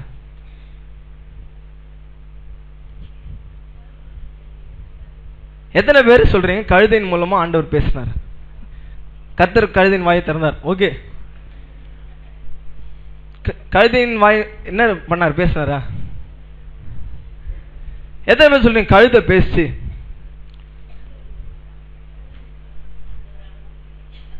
எதுக்காவது கை தூக்குங்களேன். அதுக்கு பாருங்க, எதுக்காவது கை தூக்குங்கன்னு கேட்கறதுக்கு அவர் ஒரு கை தூக்குறாங்க. நல்லா கவனிக்கணும், ஆண்டவர் கழுதையின் வாயா பேசல, கழுதை தான் பேசிச்சு. ஆண்டவரே நீர் கழுதையை கொண்டு பேசினது போல இந்த காலை வேளையிலும். யார் எப்போ சொன்ன ஆண்டவர் கழுதை வாயில பேசினாருன்னு? வசனம் என்ன சொல்லுது? கழுதையின் வாயை திறந்தார், அவ்வளவுதான். கழுதை பேசிச்சு, அவர் பேசல. கரெக்டா? நல்லா புரிஞ்சுக்கணும். யோசிச்சு பாருங்க, அநேகர் செய்யற தப்பு அதுதான். கழுதையின் மூலமாய் ஆண்டவர் பேசினார். எது அந்த உதாரணமா? நான் அந்த கழுதை ஆண்டவரே என்னை எடுத்து பயன்படுத்தும். இப்படி பேச வச்சிருந்தாலும் நீயும் அப்படிதான் போகணும். யோசிச்சு பாருங்க, ஆண்டவர் அந்த கழுதைய வாயை திறந்தாரு. ஏன் திறந்தாருன்னு இப்பதான் தெரியும். பாருங்க, அந்த பிலேயாமை பார்த்து அது சொல்லுது, நீ என்னை இப்போ 3 தரம் அடிச்ச, நான் உனக்கு என்ன செஞ்சேன்? அப்போ பிலேயாம் கொடுக்கிற ரிப்ளை பாருங்க. இப்போ இது வீட்டுல நடக்கிற சம்பவம். செஞ்ச தப்பு நல்லா தெரியும். பெற்றோர்கள் அவங்க அடிக்கும் போது பிள்ளை ஏன் அடிச்சீங்க, எதுக்கு அடிக்க, என்ன பண்ண, அப்படியே கத்தினே இருக்கும் பிடிச்சி. அப்போ சொல்லும் போது பெற்றோர் அடிக்கும் போது அந்த நேரத்தில் பெற்றோர் எதுக்கு அடிக்கிறாங்கன்னு பிள்ளைக்கு தெரியாததுனால பிள்ளை என்ன பண்ணும்? கோவப்பட்டு இஷ்டத்துக்கு பேசும். உங்களுக்கு தெரியுமா நான் இப்படி பண்ண தெரியுமா எப்படி அப்படி என்ன பண்ணும்?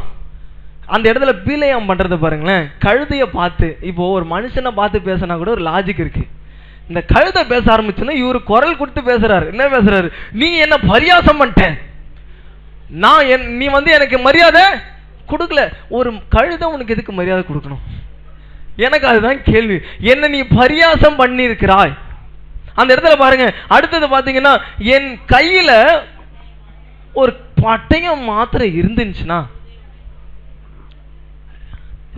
இப்போ நான் யோசிச்சேன், பட்டயம் தானே, தோ ஒருத்தர் நிக்கிறார், அவர்கிட்ட நீ போ, நான் இங்கேயே பட்டுக்கிறேன். இவருக்கு என்னன்னா, இந்த கழுதை இல்லாம இவர் போக மாட்டார் எங்கேயும். அதுதான் பீலையாம். ஏன்னா அந்த கழுதை சொல்லுது 30வது வசனத்துல, கழுதை பீலையாமை நோக்கி, நீர் என்னை கை கொண்ட காலம் முதல் இந்நாள் வரைக்கும் நீர் ஏறின கழுதையால எங்க போறதா இருந்தாலும் இவர் கழுதையோட தான் போவார். இன்னும் சொல்ல போனா இந்த கழுதை தான் இவருக்கு பாதி சித்தத்தை காட்டுறது போல. இந்த கழுதை எப்படி போதோ அப்படிதான். ஏன்னா இவர் கழுதை ஏறியாச்சு. கழுதை ஏறினவரு கழுதை தான் வெள்ளைக்கு போதுன்னு அது வழியா போயிருக்கலாம்ல. ஆனா பாருங்க, அந்த கழுதையை அடிச்சு அடிச்சு அவர் செய்ததுனால 31வது வசனத்துல தான் ஆண்டவர் வராரு.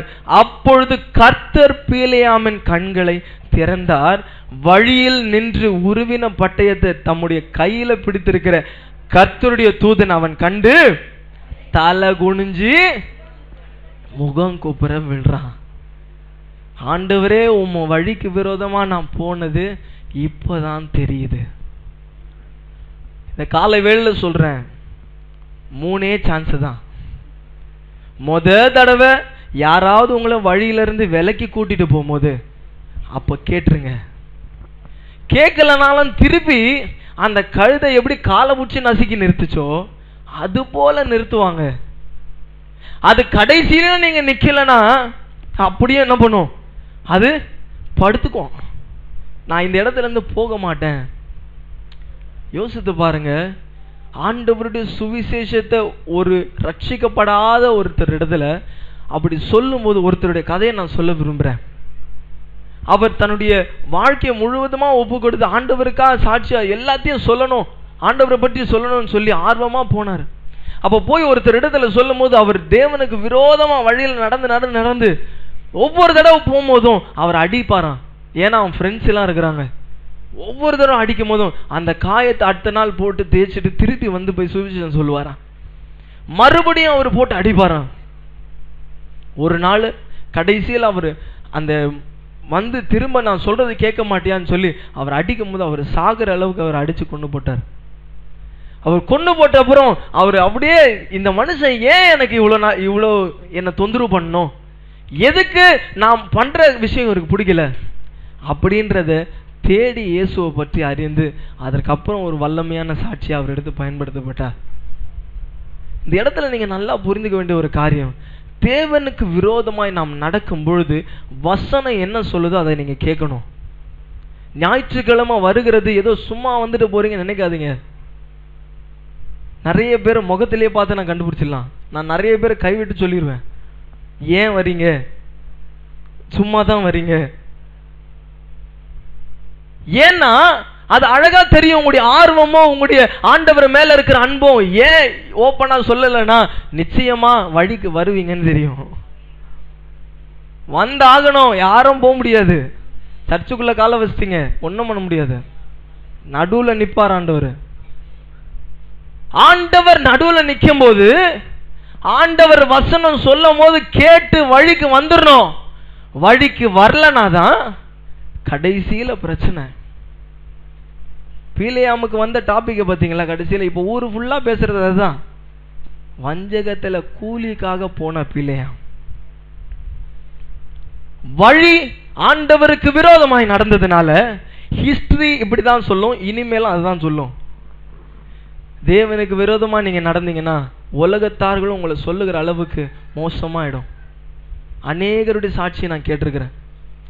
ஆண்டவர் புடிச்சு புடிச்சு இழுப்பார். அதனால அப்பா அடிக்கடி சொல்லுவாங்க, மீனை பிடிக்கும் போது தானா வந்துடணும், அதுக்கப்புறம் செவிலு கிழிஞ்சு இழுந்து எல்லாம் அப்ப கஷ்டப்பட்டு வந்துட்ட அப்புறம் இங்க பாத்தீங்களா கிழிஞ்சு போயிடுச்சு. ஏன் கிழிஞ்சுதுப்பா? ஆண்டவர் உங்களை அவருடைய வழியில வந்து நின்றுட்டீங்கன்னா பாதுகாப்புல இருக்கீங்க, பிரச்சனையே இல்லை. அவர் என்ன சொல்றாரு அதன்படி செய்யணும், தொடர்ந்து நடக்கணும். மூணாவதாக பாருங்க,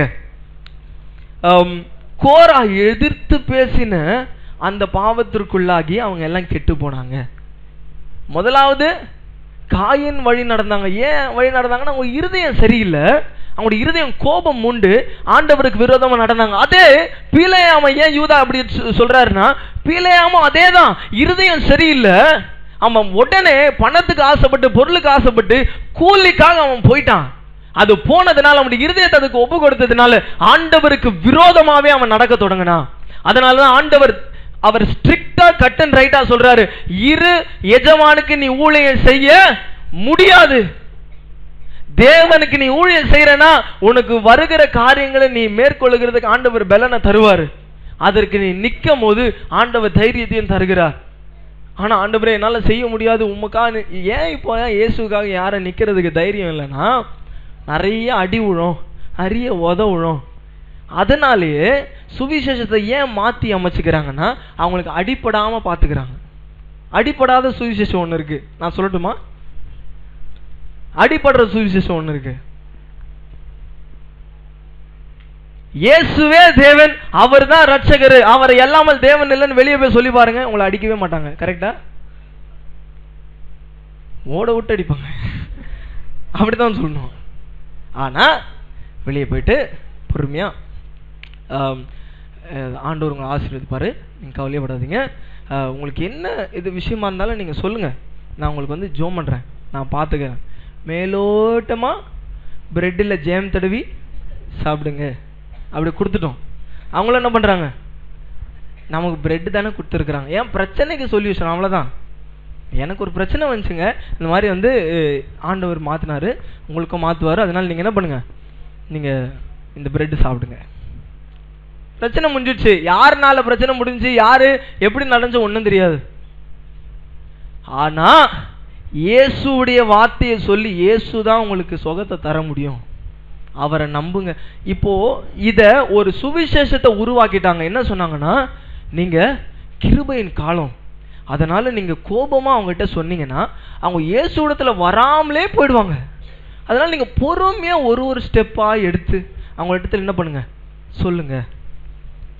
சொல்லுறது உண்மைதான், ஞானம் இருக்கணும், எப்படி பேசணும், யார்கிட்ட என்ன பேசணும்னு தெரியணும். டாக்ஸி கொடுக்கும்போது கூட நல்லா என்ன பண்ணணும், அவங்க எப்படிப்பட்ட சூழ்நிலையில் இருக்கிறாங்கன்னு பார்த்து கொடுக்கணும். கரெக்டா? அவன் வண்டி தள்ளின்னு கஷ்டப்பட்டு போயின்னு இப்படி இப்படி போய் இன்னைக்கு ஆண்டவர் ஏத்துக்கலன்னா அவன் வண்டி ஓடாது. இப்படி சொன்னா அவன் அந்த டாக்ஸும் வாங்க மாட்டான், உங்களையும் வண்டியில ஏற்ற மாட்டான். ஆனா அன்பான வார்த்தைகளா சொல்லும் போது அவன் அப்போ இவங்க ஏன் நேசிக்கணும் அப்படின்ற கேள்வி உண்மையா அன்பு செலுத்தும் போது தான் வரும். ஹல்லேலூயா. சோ தொடர்ந்து பாருங்க, இப்படிப்பட்ட வழியில போனாங்க. கோரா எதிர்த்து பேசின போது இப்ப பிள்ளைகள் அநேகர் கற்றுக்கொள்ளுகிற ஒரு சுலபமான காரியம் எதிர்த்து பேசுறது. இது தேவனுக்கு விரோதமானது. உங்க பிள்ளைங்க உங்களுக்கு எதிர்த்து பேசுறது இப்ப கத்துக்கிட்டாங்கன்னா அப்புறம் எதிர்த்து நிப்பாங்க, பேச மாட்டாங்க. நல்லா புரிஞ்சுக்கணும், என் வார்த்தையை நல்லா புரிஞ்சுக்கோங்க. இப்ப பிள்ளைங்க உங்களுக்கு எதிர்த்து பேச கத்துக்கிட்டாங்கன்னா அப்புறம் எதிர்த்து நிப்பாங்க. வீடு வாசல் இல்லாம எங்க அநாத ஆசிரமத்துல போய் பிள்ளைகள் பெற்றோர்கள் இருக்கிற காரணம் அவங்கள குறை சொல்லக்கூடாது, அவங்க பேச விட்டாங்க தெரியுமா, அதை தான் சொல்லணும். சின்ன வயசுல இருந்து செல்லமா வளர்த்துட்டாங்க என் பிள்ளைய, அப்படித்தான் பேசும். இங்க எங்க இருக்க, சோறு போட்டியா, பசிக்குது இல்ல குடு, அம்மான்ற வார்த்தை இப்போ இல்ல. நான் அன்னைக்கு போன் எடுக்கிறேன், மம்மி போன் பண்றாங்க. அப்போ நான் எல்லாம் நிறைய பேர் இருக்கிறாங்க. அப்போ வந்து சொல்லுங்கம்மா அப்படின்னு சொல்றேன். அவன் ஷாக்காய் பாக்குறான், என்ன உங்க அம்மா அம்மா. அப்புறம் அவனுக்கு ஒரு போன் வந்துச்சு. அப்பதான் இவன் எப்படி கூப்பிடுவான் நானும் பாக்கல. சொல்லு, நானும் இவன் கேர்ள் ஃப்ரெண்ட் கூட பேசுறான்னு நினைச்சேன். அது ஒரு அன்புன்னு சொல்ல முடியாது, அது வேற ஒரு காரியம். ஆனா அவன் பேசுறது இங்கதான் இருக்கேன், இதோ வந்துருவேன். அவர்கிட்ட சொன்னியா? யாரு? அவங்க அப்பா. அவர்கிட்ட சொன்னியா? அவர்கிட்ட ஃபோன் பண்ணு, என்கிட்ட ஏன் பேசுங்கிற? முதல்ல பேச விட்டாச்சு. சின்ன வயசுல இருந்து சொல்லி கொடுக்குதா, கூப்பிடு, அப்படி பண்ணு, இப்படி பண்ணு, இப்படி பேசு, இதெல்லாம் சொல்லி கொடுத்துட்டனால பிள்ளைக்கு இப்படி கூப்பிட அப்படி கூப்பிடுன்னு சொல்லி கொடுத்த உடனே பிள்ளை அப்படியே கத்து வருது. எங்க அம்மாவுக்கும் அப்படிதான் கூப்பிட ஆசை, நானும் அப்படிதான் கூப்பிடணும். அப்ப வளர்ந்துட்ட அப்புறம் என்ன பண்ணோம்? அப்படிதான் கூப்பிடும். நீங்க என்னதான் செய்தாலும் 5ல விளையிறது 50ல உடையும். வளையாது. வளையறதுக்கு எதிர்பார்ப்பேன், அப்போ என்ன பண்ணும்? உடைஞ்சிரும். பிள்ளையானவனை நடக்க வேண்டியல சரியா நடத்தும் போது அவன் முதிர் வயதிலும் விடாதிருப்பான். ஆண்டவர் தான் சொன்னார், எதிர்த்து பேசுகிற வார்த்தைகள் அவருக்கு அருவருப்பான ஒரு காரியம். ஏன் அந்த காலம் இந்த காலம் சொல்றாங்க தெரியுமா? இப்ப மாத்தி இப்ப சொல்ற ஒரு காமனான விஷயம் என்ன தெரியுமா? அந்த காலத்துல அப்படி வளர்ந்தாங்க, இந்த காலத்துல இப்படி பிள்ளைங்க பார்க்க முடியாது. அந்த காலத்துல ஐயோ அம்மா அப்பா தான் சொல்லி, பாட்டி அம்மா சரியா சர்ச்சில் உட்காரலன்னா கிள்ளி சதை எடுத்துருவாங்க. இப்ப பிள்ளை எங்க ஓடினாலும் அம்மா அப்படியே ஆய் ஓடு ஓடு ஓடு ஓடு, இந்த பக்கத்துல ஓடு, அந்த சந்து பொந்துலாம் பூந்து ஓடு. ஏன் பாஸ்டர் சும்மா விட்டுருக்க? பின்னாடி எல்லாம் கூப்பிட்டு அவரையும் நோண்டு. சபையில எல்லாரும் எப்படி இருக்கணும்னு நமக்கு நல்லா தெரியும். ஏன் நல்லா இருக்கணும்னா ஆண்டவர் இங்க இருக்கிறாரு, நம்ம இந்த பில்டிங்கை பார்க்கல, அப்படி பிரச்சனை இருக்குது, அவர் கொடுக்க வேண்டிய கணத்தை கொடுக்கணும். 2 பேர் யாருன்னு தெரியாம தெரிஞ்சுட்டு அப்புறம் முகம் கூப்புற போயிடுறாங்கன்னா, நான் அவர் யாருன்னு நல்லா தெரியும், எனக்குள்ள இருக்கிறாருன்னு தெரியும், நான் எவ்வளவு கவனமா இருக்கணும். ஆண்டவருடைய சமூகத்துல பயம் விட்டு போனதுனாலதான் நம்ம விட்டு போயிட்டு இருக்கிறோம். அதனாலதான் அப்பா ஒருத்தர் சொன்னாங்க, அவர் கேட்டார், பாஸ்டர் நான் பின்னாடி உட்கார்ந்து இருக்கிறது உங்களுக்கு தெரியுமா? அப்பா தான் நல்ல ஞானமா சொல்லுவாங்களே, நீங்க பின்னாடி உட்கார்ந்து இருக்கிறது எனக்கு தெரியும், நீங்க பின்னாடி இருக்கிறது எனக்கு தெரியும். ஆண்டவருடைய வார்த்தை என்ன சொல்லுதோ அதன்படி நான் நடந்தேன்னா எனக்கு ஆசீர்வாதம், அப்படி இல்லைன்னா நான் சாபம்னு சொல்ல மாட்டேன், நானே என் மேல போட்டுக்கிறேன். என் பிரச்சனை எனக்கு மேல ஒரு பிரச்சனை வருதுன்னா நான் அது சரியா வழியில நடக்கலன்றதான் அர்த்தம். உண்மை அதுதான். நான் வழியில சரியா நடந்தா ஆண்டவருடைய கிருபை எனக்கு இருக்கு, அவருடைய பிரசன்ன அவருடைய வார்த்தை எனக்கு இருக்கிறதுனால நான் செவ்வையான பாதையில் நடந்தேன். அதனாலதான் ஆண்டவர் சொல்ற, நான் உனக்கு போதித்து நீ நடக்க வேண்டிய வழி உனக்கு காட்டுவேன், உன்மேல் என் கண்ணை வைத்து உனக்கு என்ன பண்ணுவேன்? ஆலோசனை சொல்லுவோம். ஆலோசனை என்பது நான் சரியா நடக்கிறதுக்கும் நான் தீமையா வருகிற காரியங்களை நான் விரோதமா அதை விட்டு விலகிறதுக்கு தான் ஆண்டவர் இருக்கிறாரு. ஆண்டவர் பரிசுத்த வாழ்க்கையில வாழ்றதுக்கு ஆண்டவரை சார்ந்து கொண்டாதான் வாழ முடியும். தனியா பரிசுத்த வாழ்க்கையை ஒரு விசுவாசி வாழ முடியாது. ஆண்டவர் விசுவாசித்தாதான் அவன் விசுவாசி. ஹல்லேலூயா. அப்ப அந்த யோசிச்சு பாருங்க, பிலேயாமுக்கு அடுத்து இந்த கோரா எதிர்த்து பேச எப்படி பேச முடிஞ்சது? மோசேக்கு விரோதமா எதிர்த்து நிக்கிறாங்க, மோசேக்கு விரோதமா அவங்க முறுமுறுக்கிறாங்க, மோசேக்கு விரோதமா அந்த இடத்துல ஒரு வார்த்தை வருது. நம்ம 16வது அதிகாரத்துக்கு திரும்புவோம். 3வது வசனத்துல பாருங்க, மோசேக்கும் ஆரோனுக்கு விரோதமாக கூட்டம் கூடி அவர்களை நோக்கி நீங்க மிஞ்சி பேசுகிறீங்க. மோசே தேவனால் அழைக்கப்பட்ட தேவ சமூகத்துல அவருடைய ஊழியக்காரனா அழைக்கப்பட்டவர் மிஞ்சி பேசுறாருன்னு ஏன் சொன்னாருன்னா அவர் சரியா பேசினதுனாலதான். மிஞ்சி பேசினா இந்த உலகத்துல யாரும் உங்களை பார்த்து அப்படி சொல்ல மாட்டாங்க. நீ சுவிசேஷத்தை சரியா சொல்றது இல்ல, ஏன் அப்படி சொல்றாங்கன்னா அவங்க சுவிசேஷத்தை சரியா என்ன பண்றது இல்ல, சொல்றது இல்ல. யாரும் அப்படி சொல்ல மாட்டாங்க. சுவிசேஷத்தை சரியா சொல்லி பாருங்க, சொல்லுவாங்க வசனத்தை நீ சரியா கை கொள்றது இல்ல. ஏன்னா நான் வசனத்தின் படி பேசும்போது ஆவியானவர் ஸ்ட்ரெயிட்டா இருதயத்தில் பேசுறாரு. நான் வசனத்தை நுழைச்சு பேசினேன்னா நான் அவங்களுக்கு ஏத்த மாதிரி பேசுறேன், அவங்களுக்கும் எனக்கும் சந்தோஷமா இருக்கும், எனக்கு அவங்களுக்கும் பிரச்சனை இருக்காது. என்ன அவங்களுக்கு பிடிக்கும், அதாவது பாருங்களேன், ஒருத்தர் ஈஸியா இருதயத்துக்கு ஏற்றவாறு பேசினாங்கன்னா அவங்கள ரொம்ப பிடிக்கும். ஆனா அவங்க கட் அண்ட் ரைட்டா பேசினாங்கன்னா அவங்க பிடிக்காது எனக்கு. ஒரு வீட்டு கூட்டத்துக்கு போயிருந்தோம். நல்ல ஊழியக்காரர், எக்ஸ்பீரியன்ஸ் ஊழியக்காரர். அவர் வந்த உடனே அவர் மேல அந்த பிரசன்னத்தை, அந்த அபிஷேகத்தை பார்த்தேன். கை கால்லாம் நடுங்குது எனக்கு. பக்கத்துல உட்கார்றதுக்கு அவர்கிட்ட இன்னும் பேசணும்னு ஆசை. ஆனா அப்படி பேசிட்டே இருந்தார், அவரும் பேசிட்டே இருந்தாரு, கேட்டுட்டே இருந்தோம். ரொம்ப ஞானமா பேசினாரு. இப்படி இல்லைன்னா இப்படி இல்லை, ஆண்டவர் இதை செய்ய சொல்றாரு, சரியா வாழ்ந்தா சரியா இருக்க முடியும்பா. அவர் நிறைய காரியத்தை சொல்லிட்டே இருந்தாரு. நான் அப்படியே பார்த்துட்டே இருக்கிறேன், நல்லா சொல்றாரு. திடீர்னு ஒருத்தவங்க அங்கிருந்து ஒரு வார்த்தை, இந்த மனுஷன் இப்படித்தான், இப்படியே பேசினே இருப்பாரு எப்பவும். அப்போதான் தெரிஞ்சுக்கிட்டேன், கொஞ்சம் கசப்பா இருக்குன்னா உங்களுக்கு தான் அந்த வார்த்தை. ஆவியானவர் பேசும்போது கடினமா தான் இருக்கும், அதை ஏற்றுக்கொண்டீங்கன்னா நல்லா இருக்கும். உதாரணம் சொல்றேன், உதாரணத்தின்படி தான் நம்ம என்ன பண்ணுவோம், கரெக்டா பார்ப்போம்.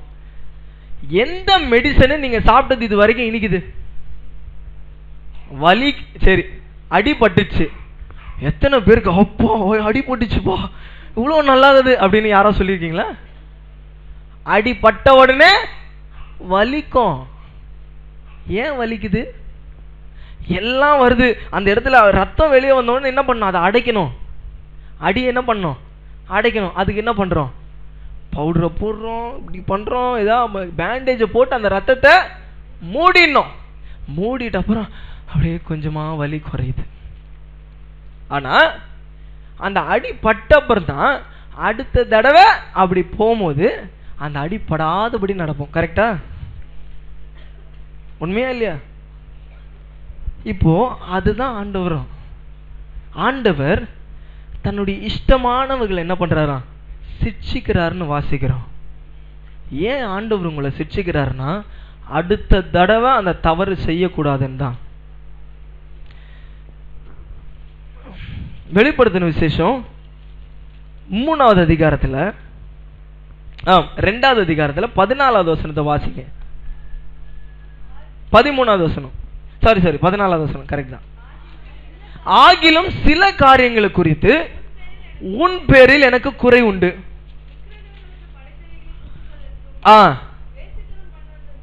ஏதுவான இடரலை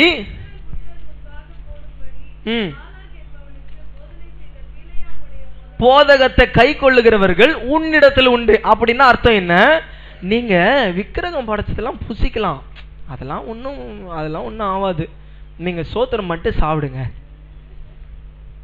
அவங்க சொல்றது என்ன தெரியுமா, நான் உங்களுக்காக தனியா செஞ்சேன். எப்படி உங்களுக்கு அதை நான் இது பண்ணவே இல்லை, தனியா செஞ்சேன். நான் சொல்றேன் அடுத்த நாள் எனக்கு செஞ்சு கொடுங்க, சந்தோஷமா சாப்பிட்றேன். அன்னைக்கு உங்களுடைய இருதயத்தின் நோக்கம் என்ன, அதுக்காக சாமி கும்பிடணும், அதுக்கு நான் செய்யணும், அப்படி பண்ணும். அப்படி செய்யறதுனால அவங்களுடைய இருதயத்தோடு அது செய்யறாங்க. வெளியரங்கமா அது வெறும் சாப்பாடு தான், ஆனா ஆவிக்குரிய ரீதியத்துல அது உடன்படிக்கை. அந்த உடன்படிக்கையில போய் வாய் வச்சீங்கன்னா தவறான உடன்படிக்கையோட பங்குள்ளவர் ஆவறீங்க. அதான உண்மை. அதனாலதான் ஆண்டவர் சொல்றாரு, அந்நிய நுகத்தோட ஏன் போய் பிணைக்கப்படுற, உங்களுக்கும் தான் மாவு இருக்கு, நீங்களும் செய்து நல்லா சாப்பிடுங்க. அந்த இடத்துல அவர் சொல்ற, நான் சொல்ல என்ன அப்படி பார்க்காதீங்க, ஆண்டவர் சொல்றாரு. வசனம் அப்படிதான். பரிசுத்த ஆவியானவர் கடைசி நாட்களில் காதுள்ளவன் கேட்க கடவன் வெளிப்படுத்தல தெளிவா வசனத்தோடு சொல்றாரு. அவர் சொல்லும் சொல்றாரு, சில காரியங்களை குறித்து உன் பேர்ல எனக்கு குறை உண்டு. என்ன குறைனா, விக்கிரகங்களுக்கு படைத்தவைகளை புசிப்பதற்கும் வேசித்தனம் பண்ணுவதற்கும் ஏதுவான இடரலை இஸ்ரவேல் புத்திரருக்கு முன்பாக அத பேர் என்ன பண்றாங்க, போடும்படி பாலாக் என்பவனுக்கு போதனை செய்தது போல இந்த பிலேயாமின் உபதேசத்தையும் கை கொள்ளுகிறதுல உன்னிடத்துல சில பேர் இருக்கிறாங்கன்னு சொல்றார்.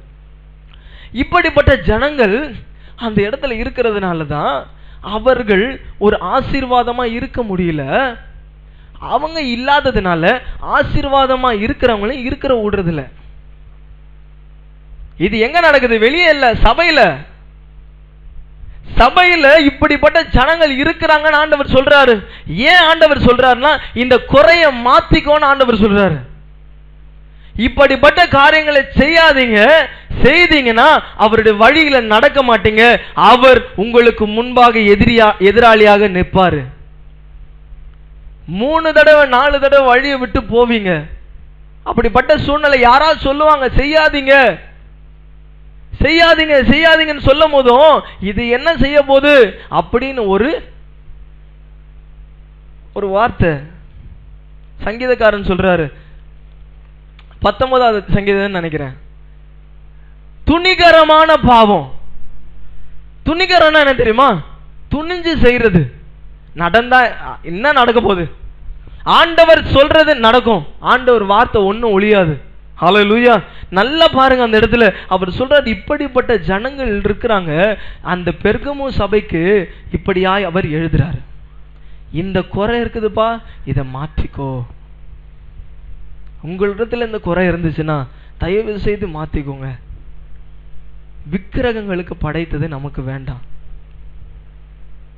வேசித்தனம் நமக்கு வேண்டாம். ஆண்டவர் சொல்ற வார்த்தைகளின்படி நடக்கும்போது ஆசீர்வாதம் நிச்சயமா இருக்கும்.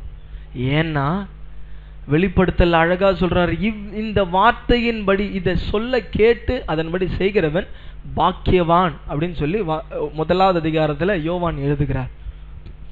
தொடர்ந்து இப்படிப்பட்ட வழியில நடக்கிறவர்கள் இருக்கிறாங்க. இப்படிப்பட்ட நடக்கிறவர்கள் தங்களுடைய வழிகளை மாற்றிக்கொள்ளணும்னு சொல்லி யூதா கடைசியில அவர் முன்பாக போகிறதுக்கு முன்பாக, ஏன்னா வெளிப்படுத்தல் விசேஷம் வந்து நம்ம எங்க புதிய வானம் புதிய பூமியை பற்றி சொல்றார். உங்களுக்கு உண்டான அநேக ஆசீர்வாதங்கள் அவர் சொல்றார். இங்க இருக்காத ஆசீர்வாதங்களை மறுமையில நீங்க பார்க்க போறீங்க. இங்க நம்ம தேடி பார்க்கிற காரியங்கள் எல்லாம் மறைஞ்சு போவோம்.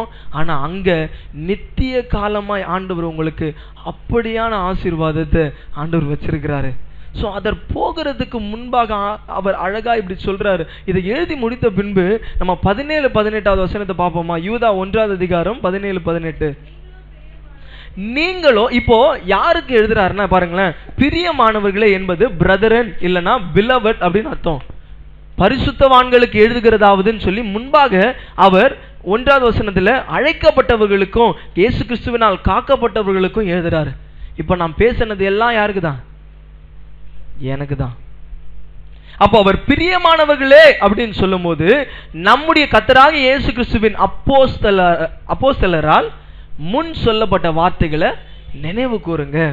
2 பேதுரு 3வது அதிகாரம் 1லிருந்து 3வது வசனம் வரையிலும் பேதுரு இப்படியா சொல்றார், நான் 2வது நிருபத்தை நான் உங்களுக்கு எழுதுறேன்.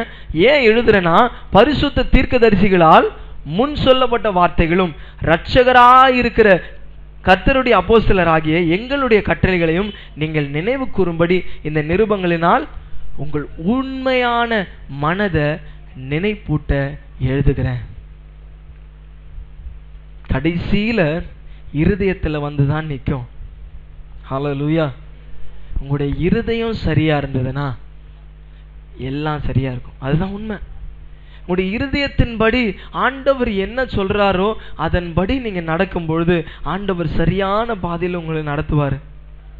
அப்போஸ்தலர் 20வது அதிகாரம் 29வது வசனத்துல பவுல் எழுதுகிறார், நான் போன பின்பு மந்தையை தப்பிவிட, அதாவது பாருங்களேன், கொடிய எப்படி சொல்றாருன்னா, ஓநாய்கள் உங்க மத்தியில் என்ன பண்ணுமா வரும், உங்களுக்குள்ளே வரும்னு சொல்றாரு. அப்படின்னா என்ன தெரியுமா அர்த்தம்?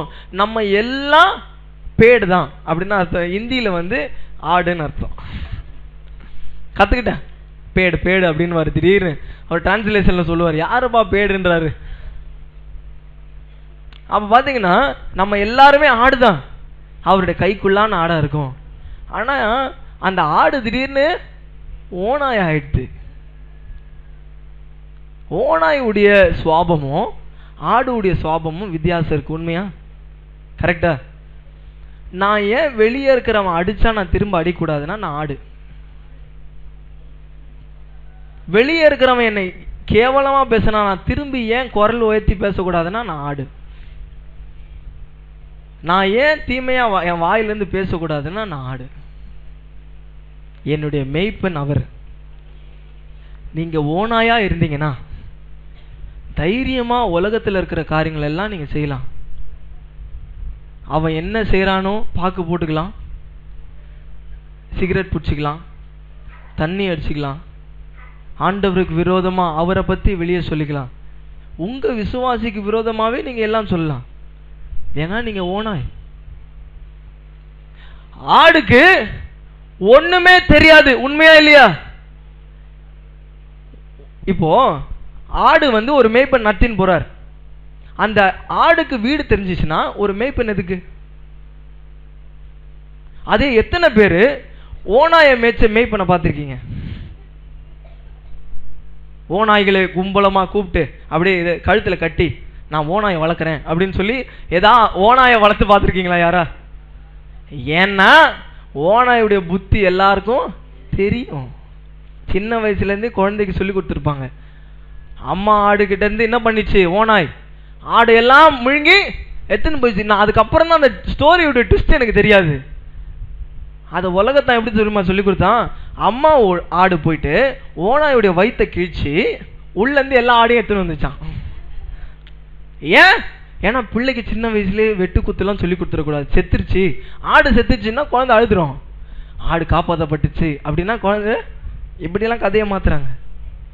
நான் என்ன சொல்ல வரேன்னா, ஆடா இருந்துட்டு போயிடுவோம். ஹல்லேலூயா. ஏன் ஆண்டவர் நீங்க பிள்ளைகளை போல ஆகாவிட்டால் பரலோக ராஜ்யத்தை பிரவேசிக்க முடியாதுன்னு ஏன் சொன்னாருன்னா, இப்போ நான் கேட்குறேன், ஜான் மேஷாக் எங்க? அவனை பேச சொன்னா எத்தனை பேருக்கு அவன் பாஷை புரியும்? ஜான் மேஷாக் என்ன பார்த்து பேசு, இந்த பாருங்க கூப்பிட்டா கூட அவன் கேட்க மாட்டான். ஏன்னா அவனுக்கு தெரியாது. ஜான் மேஷாக், மேஷாக் ஜான் பாருங்க. இப்போ அவனை சரி கூப்பிட்டதே கவனிக்கல. பேச சொன்னா தம்பி பேசுப்பா அப்படின்னா, குழந்தை பேசுப்பா அப்படின்னா என்ன பேசுவான்? இப்போ அம்மா நான் அதை கவனிக்கும் போது பார்த்தேன், அவன் இருமிட்டே இருந்தான். கரெக்டா இருமிட்டே இருந்தான். அவங்க உடனே தண்ணி கொடுத்தாங்க. இப்போ அவங்க தண்ணி கொடுத்தது ஏன்னா அவன் இருமுறதுனால. உண்மையாவே அவன் பிரச்சனை என்னன்னு யாருக்கு தெரியும்? கரெக்டா நான் லாஜிக்கலா சொல்றேன். எல்லா பெற்றோர்களுக்கும் உண்மையா இப்போ ஒரு பிள்ளை அழுவுதுன்னா உடனே அதை சமாதானம் பண்ணி ஏதாவது செய்தணும். ஏன்னா அந்த பிள்ளை அழுவக்கூடாது. ஆனா எதனால அழுவுதுன்னு அவங்க பிள்ளை அம்மாவுக்கு தெரியுமா? சில பேர் சொல்லுவாங்க அந்த அம்மாவுக்கு நல்லா தெரியும், சரியான நேரத்துல அது பசிக்குதுன்னு கண்டுபிடிச்சிருவாங்க. பிள்ளைய கேட்டாதான் தெரியும். இந்த அம்மா கிள்ளி விட்டுருப்பாங்க, பசிக்குதுன்னு அழுவுதான். ஆமாங்க, அது பசிக்கும் நேரம் கரெக்டா அப்படிதான் சொல்லுவாங்க. குழந்தை நான் பார்த்துருக்கேன், இப்படியே நேரமா அழுவோம். இவங்க தான் ஏதாவது பண்ணிருப்பாங்க அந்த குழந்தைய. ஆனா பாத்தீங்கன்னா ஏன் ஆண்டவர் சிறு பிள்ளை ஆகாவிட்டால்னு சொன்னாருன்னா, இந்த உலகத்தின் பாஷையை நீங்க பேசினீங்கன்னா பிள்ளையா இருக்க மாட்டீங்க, பிசாசா இருப்பீங்க. இதெல்லாம் ஒரு பிள்ளையா அப்படின்னு சொல்றாங்க பாத்தீங்களா? ஏன் சொல்றாங்க? சரியா நடக்காது, குறும்பு பண்ணே இருக்கும், அடுத்தவங்களை பற்றி ஏதாவது ஒன்று பண்ணிட்டே இருக்கும். ஆனா பிள்ளை மாதிரி இது யாரு வளர்த்ததுன்னு தெரியல, நல்லா வளர்ந்துருக்கு அப்படின்னு ஏன் சொல்றாங்கன்னா, இந்த உலகத்தின் பாஷை அந்த பிள்ளைக்கு தெரியாது. நல்லா வளர்த்துருக்காங்கன்ற அர்த்தம் என்னன்னா வீட்டுக்குள்ளேயே போட்டு மூட்டாங்கன்னு அர்த்தம் இல்லை. மூடி வச்சிட்டாங்க, உள்ள விஷயம் எதுவுமே தெரியாது. அந்த பிள்ளை வெளியவே தலை காட்டவே காட்டாது. இதெல்லாம் டைலாக். அந்த பிள்ளை தலை காட்டவே காட்டாது, வெளியவே தெரியாது. அந்த பிள்ளை அப்படியே போகும். அதை தான் நம்ப முடியாது. இப்படி போறது தான். ஒரு பாய் வருவார், அவர் சொல்லுவார், பாவம் இவ்வளவுதான்ப்பா போட்டுச்சு, கனெக்ஷன் ஆயிடுச்சு, இவ்வளவுதான் போட்டுச்சு, பாவம். அவருடைய சொந்தத்துல ஒரு பிள்ளை அப்படியே அவர் எவ்வளவு கனவு வச்சிருப்பாரு, என் பிள்ளைய நான் இவ்வளவு கல்யாணம் பண்ணி வைக்கணும், என் பிள்ளைய நான் இவ்வளவு பார்க்கணும். ஆனா அவர் ஒரு தடவை பேசும்போதும் இவ்வளவுதான்ப்பா போட்டுச்சு, கனெக்ஷன் ஆயிடுச்சு. ஏன்னா அந்த பிள்ளைக்கு அந்த பாஷை தெரியும், நல்லா பேசும். அப்ப பாத்தீங்கன்னா என் பிள்ளைய நான் எப்படி சரியா வளர்க்கறது அப்படின்னா, நானும் ஒரு பிள்ளைய போல ஆகணும். நானும் அந்த பிள்ளைக்கு, அதாவது அதுக்கு என்ன தேவைன்னு மற்றவங்களுக்கு தெரியாது, ஆனா அவருக்கு தான் தெரியும். ஹல்லேலூயா. உங்களுடைய தேவைகள் எல்லாவற்றையும் அவர் அறிந்திருக்கிறார். சரியான நேரத்தில் அவர் தருகிற தேவன். இந்த உலகத்தின் பாஷையை தெரியாம குழந்தையாவே இருந்துட்டு போறது மேலு நரியா மாறினீங்கன்னா கடைசியில் அந்த டயலாக் அது சொல்லுவாங்கல்ல, சொறி பிடிச்சுதான் போயிடும். பாருங்க, நரி, அந்த நரியுடைய சிந்தனை, நரியுடைய புத்தி எல்லாமே இப்படிதான். கன்னிங் ஃபாக்ஸ் அப்படின்னு சொல்லுவாங்க. கன்னிங் ஃபாக்ஸ் என்ன? தந்திரம் உள்ளது. அப்படியே கம்முன்னு இருக்கும்பா, நரி மாதிரியே பண்ணுது பார், சும்மா தான் இருக்கும். ஏதாவது ஒன்று நோண்டி விட்டு போயிடும். எது என்ன பண்ணுறதுன்னு அந்த மாதிரி சொல்லுவாங்க. நம்ம விஷயம் என்னன்னா ஆடாவே இருந்துட்டு போயிடும். ஹல்லேலூயா. அவர் அதுதான் சொல்றாரு பாருங்க, நீங்க ஆடுகளை போல, நீங்க மேய்ப்பர், அவர் நம்முடைய மேய்ப்பனா இருக்கிறாரு, நம்மளுடைய கைக்குள்ளான ஆடா இருக்கிறோம். அப்போ இந்த கொடிதான இந்த ஓநாய்கள் உங்களுக்குள்ளே எழும்புவாங்க. கடைசியா ஒரு வசனத்தை வாசித்து முடிப்போம். 1 தீமோத்தேயு 4வது அதிகாரம் 1வது வசனம்.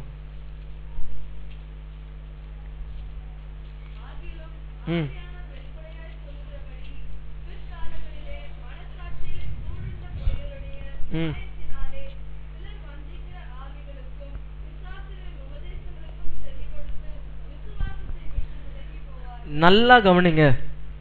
நம்ம விசுவாசத்திற்கு தான் அழைக்கப்பட்டிருக்கோம். உண்மையா விசுவாசிக்கிறதற்கு தான் அழைக்கப்பட்டிருக்கோம். கடைசி வார்த்தையை பார்த்தீங்கன்னா விசுவாசத்தை விட்டு, அப்படின்னா அவங்க விசுவாசிகள் அல்லாம போயிட்டாங்கன்னு அர்த்தம். விசுவாசிகளே இல்ல அவங்க. ஏனென்றா இதுவரைக்கும் விசுவாசிகளா இருந்தாங்க. ஆனா மேல் கொண்ட இந்த விவரங்களுக்கு படி அவங்க நடந்ததுனால அவங்க எப்படி ஆயிட்டாங்க? விசுவாசத்தை விட்டு விலகி போனாங்கன்னா விசுவாசத்தை விட்டு போயிட்டாங்க, ஆண்டவரை விட்டு போயிட்டாங்க. அப்ப அவங்க என்ன செஞ்சாங்க? ஆவியானவர் வெளிப்படையாய் சொல்லுகிறபடி. நல்லா பாருங்க, ஆவியானவர் எப்படி சொன்னாரு? ஓப்பனா வெளிப்படையா இப்படிதான் நடக்கும், இதுதான் அப்படின்னு சொல்லி அவர் என்ன சொல்லியிருக்கிறார்? பிற்காலங்களில், இது நம்ம பவுல் எழுதும்போது எவ்வளோ காலங்களுக்கு முன்னாடி. அப்ப பிற்காலங்கள்னா இதுதான் அந்த காலம், கரெக்டா? பின்னாடி வர காலங்கள்ல, பிற்காலங்களில் மனசாட்சியில சூடுண்ட பொய்யருடைய மாயத்தினாலே. மனசாட்சி எப்படி இருக்கான்? சூடா, பொய் தான் அவங்களுக்கு எல்லாமே. எப்படியாவது ஒரு காரியத்தை அடையிறதுக்கு பொய் சொல்லியாவது அந்த காரியத்தை என்ன பண்ணுவாங்க? சாதிச்சிருவாங்க. இந்த உலகத்தில் அநேக ஜனங்கள் அப்படி இருக்கிறாங்க. சின்ன சின்ன விஷயம் நமக்கு வேணா ஜோக்கா இருக்கலாம், ஆனா இது எல்லாமே அவங்க ஏமாந்து போகிறவங்களுக்கு தான் அந்த அருமை தெரியும். பார்த்தீங்கன்னா அவங்க போய் காசு போடுறாங்க, காசு கொடுக்குறாங்க, அது என்ன ஆகுது? கடைசியில் அவன் எடுத்துகிட்டு போயிடுறான். அவங்க பணத்தை போடுறாங்க, தங்கத்தை கொடுக்குறாங்க, நான் வைக்கிறேன், என்னை நம்பி என்ன பண்ண இன்ட்ரெஸ்ட்லாம் கட்டுறாங்க. ஆனால் அதுக்கப்புறம் அவன் என்ன பண்ணுறான்? திருடிட்டு போகிறான். ஏன்னா மனசாட்சி சூடுண்டாகி பொய்யர்கள் ஆயிட்டாங்க. எங்ககிட்ட நீங்கள் கொடுங்க, நாங்கள் நல்லா செய்கிறோம், எங்ககிட்ட பண்ணுங்க, நாங்கள் சரியாக உங்களுக்கு செஞ்சு தரோம், எங்கள் இடத்துல லேண்டு வாங்கி பாருங்க, உங்களுக்கு சூப்பராக நாங்கள் பக்கா லேண்டு தரோம், பக்கா பட்டா எல்லாம் பக்கா. அந்த பக்கான்னும் போதே டவுட் வரணும். பக்கா பையன் பக்கானாலே ஏதோ இடத்துல தக்கா போகிறதான், ஏதோ ஒன்று பக்கா, அதுதான் மிஸ்ஸிங். அந்த ஒன்று தான் பக்காவா இல்லை. அப்புறம் சொல்லுவான், இல்லைங்க நான் சொல்லி அவங்ககிட்ட முன்னாடியே சொன்னேனே தண்ணி வராதுன்னு சொல்லியங்க. இல்லை நான் சொல்லி தான் கூப்பிட்டு வந்தேன், நீங்கள் தான் சரியாக கேட்கல. அப்படி திரும்பி இருந்தீங்களா? அதான் மனுஷர்களை நம்ம அவருடைய வார்த்தையின்படி கேட்டோம்னா நிச்சயமா வழி விலகி போயிடுவோம். பீலையாம் செய்த காரியம் அதுதான். பிரபுக்களை பார்க்கறான், பணத்தை பார்க்கறான், முடிஞ்சிச்சு கதை. ஆண்டவர் சொல்லி கேட்பேன், ஃபர்ஸ்ட் டைலாக். 2வது டைலாக் மாறிடுச்சு, வீடு நிறைய பொன் வெள்ளி. ஆண்டவர் தரமாட்டாரா? ஆனா ஒரு நிமிஷம் நான் இந்த கால வேளையில சொல்றேன், விசுவாசிகள் எந்த மனுஷனும் வெளியே வாழாத ஒரு, அதாவது பெரிய போராட்டத்துக்குள்ள நீங்க வாழ்ந்துட்டு இருக்கீங்க. நம்ம எல்லாரும் வாழ்ந்துருக்கோம். அப்படின்னா அர்த்தம் என்ன? அவங்க, அதாவது மாம்சத்துல வாழ்றவங்களுக்கு பயம் இல்லை, கவலை இல்லை. ஏன்னா அவங்க எல்லாத்துலயும் என்ன பண்றாங்க? அதுலயே இருக்கிறாங்க. அவங்களுக்கு இப்ப தெரியாது. ஏன் ஒரு விசுவாசிக்கு எப்பவுமே கடுப்பா இருக்கு, ஏன் ஒரு விசுவாசிக்கு கஷ்டமா இருக்கு, ஏன் ஒரு விசுவாசிக்கு இப்போ பிரச்சனையா இருக்குன்னா அங்க போய் சந்தோஷமா இருக்கிறதுக்கு தான். ஹல்லேலூயா. இங்க நான் இந்த பிரச்சனையை முடிச்சிட்டேன்னா அங்க சந்தோஷமா இருப்பேன். ஆனா இங்க சந்தோஷமா இருக்க ஆசைப்பட்டேன்னா அங்க போய் பிரச்சனை தான். கடைசியா அந்த சாட்சி சொல்லி முடிக்கிறேன். நம்ம போன வாரத்தில் ஒருத்தர் சாட்சி சொன்னார். வீட்டுக்கு போயிட்ட முடிஞ்சிட்ட அப்புறம் அவர் ஃபோன் பண்ணார். இதை அவர் சொன்னா ஏதோ நினைச்சிக்க மாட்டார்னு நினைக்கிறேன், ஆனா தேவனுடைய நாம மகிமைக்கு நான் சொல்றேன். ஃபோன் பண்ணிட்டு, லெஸ்லி எப்படி இருக்கீங்க அப்படிங்கிறேன். நல்லா இருக்கேன், சொல்லுங்க என்ன திடீர்னு ஃபோன் பண்ணீங்கன்னா, மட்டன் பிரியாணி சூப்பராக இருந்துச்சுன்னாரு. ஓகே சொல்லுங்கண்ணே, அப்புறம் என்னன்னு சொல்லுங்க. அவர் பேசிட்டே இருந்தாரு. அவர் பேசும்போது ஒரு காரியத்தை நான் சொல்ல மறந்துட்டேன் லெஸ்லி அப்படின்னாரு. அவர் இன்ஸ்பெக்டரா இருக்கும்போது அவருக்கு கிடைச்ச அநேக தருணங்கள் இருந்துச்சு. பணம், பொருள். அவர் தைரியமா சொல்லுவார், எனக்கு கிடைக்காத பொண்ணே இல்லை, எனக்கு எல்லாமே எல்லாம் ஓப்பனா இருந்துச்சு. அதுல அவர் தவறு செய்தார். தவறு செஞ்சு டிபார்ட்மெண்ட்ல மாட்டிக்கிட்டார். அவர் இந்த சாட்சி எல்லா இடத்துலயும் சொல்லுவாரு. அன்னைக்கு டைம் இல்லாததுனால அவர் சொல்லக்கூடாம போயிடுச்சு. அவர் மாட்டிக்கிட்டதுனால பெரிய ஒரு ரிமார்க்கு, இது எல்லா போலீஸும் செய்யறது தான். நான் அவங்கள தவறா சொல்ல, இது அவர் சொன்னதை நான் சொல்றேன். உடனே அவர் சொன்னாரு, அதெல்லாம் ஈஸியா பண்ணி முடிச்சிருவாங்க லெஸ்லி, காசு கொடுத்துருவாங்க, மேட்ரு முடிஞ்சிடும், வெளியே தெரியாது, அழகா என்ன பண்ணுவாங்க, மூடிடுவாங்க. ஆனா என் இருதயம் குத்திக்கிட்டே இருந்துச்சு லெஸ்லி, என்னால் முடியல. ஆண்டவருக்கு நான் பரிசுத்தமா வாழணும்னு எதிர்பார்த்தேன். அப்போ ஒரு பாஸ்டர் அவர்கிட்ட சொன்னாராம், இந்த வார்த்தையை மட்டும் மறந்துடாதீங்க. அந்த பாஸ்டர் சொன்னாராம், ஹரி நீங்க பண்ண தப்புக்கு இங்கேயே ஆண்டவர் கொடுக்கிற தண்டனை வாங்கிக்கோங்க, அதோட நீங்க பரலோக ராஜ்யத்துக்கு போனீங்கன்னா நீங்க பிரவேசிக்கவே முடியாதுன்னு சொல்றாரு. ஸ்ட்ரைட்டா நீங்க பண்ண தப்புக்கு இங்கேயே நீங்க என்ன பண்ணிருங்க, அந்த பிரச்சனையை வாங்கிக்கோங்க. ஆண்டவர் என்ன தண்டனை, அதுக்காக என்ன தண்டனை இங்க வச்சிருக்கிறாரோ அதை வாங்கிக்கோங்க, நீங்க பரலோக ராஜ்யத்துக்கு இல்ல போக முடியாது. ஸ்ட்ரைட்டா சொல்லிட்டாரு. எந்த மனுஷனும் செய்யாதது இந்த மனுஷன் செஞ்சார். போலீஸ் டிபார்ட்மெண்ட்டுக்கு நேரா போயிட்டு, நான் இந்த தப்பை பண்ணேன், 2 வருஷம் சஸ்பெண்ட், எல்லாருக்கும் முன்னாடி அவமானம், எல்லாருக்கும் முன்னாடி கேவலம், இப்படி செஞ்சார் இப்படி செஞ்சார் இப்படி பண்ணாரு சொன்னார் அவரு. மனுஷனுக்கு வேணா உங்களுக்கு கேவலமா தெரியலாம், ஆண்டவர் இடத்துல நீங்க சரியாயிட்டீங்க. நல்லா புரிஞ்சுக்கணும், நான் இந்த உலகத்துல செய்யற தப்புக்கு எல்லாம் இங்கேயே தண்டனை வாங்கிட்டேன்னா எனக்கு பிரச்சனை இல்லை. அதோட போகணும்னு நினைச்சீங்கன்னா போகவே முடியாது. அதனாலதான் ஒவ்வொரு நாளும் ஆண்டவரிடத்தில் அவர் சொன்ன வார்த்தையை கேட்டீங்களா, யாருமே சொல்ல மாட்டாங்க. டெய்லி ஆண்டவருடைய சமூகத்தில் உட்காந்து மன்னிப்பு கேளுங்க. யார் சொல்றது இப்போ? டெய்லி ஆண்டவர் சமூகத்துல மன்னிப்பு கேளுங்க, மன்னிப்பு கேளுங்க. நான் கையை உயர்த்தி ஆண்டவரத்துல மன்னிப்பு கேட்டேன், ஆண்டவரே என் பாவத்தெல்லாம் மன்னிங்க. யோசித்து பார்த்தீங்களா? அவர் மன்னிக்கிறதற்கு உண்மையும் நீதி உள்ளவரமா இருக்கிறார். நம்ம ஆண்டவருடைய சமூகத்துல ஆண்டவர் நோக்கி பார்க்கும் பொழுது, ஆண்டவரத்தில் நம்ம ஒப்பு கொடுக்கும் பொழுது, ஆண்டவர் நிச்சயமாய் அவர் தயவு பாராட்டுகிற தேவன். இந்த இடத்திலே நம்ம எல்லா காரியங்களும் செஞ்சு முடிச்சிட்டோம்னா சமாதானமா போயிருவோம். ஹல்லேலூயா. நன்றா புரிந்து கொள்ளுங்க. இன்றைக்கு ஆண்டவருடைய சமூகத்துல ஒப்பு கொடுப்போம். நம்ம எல்லா கண்களை மூடி செபிப்போம். இடத்துல ஒரு குறைவு இருந்துச்சுன்னா அது ஆண்டவரிடத்துல சொல்லுங்க. ஆண்டவரே என்னை மன்னிங்க, ஆண்டவரே. ஆண்டவரே என்னுடைய இருதயத்துல நான் செம்மையா நடக்கணும்.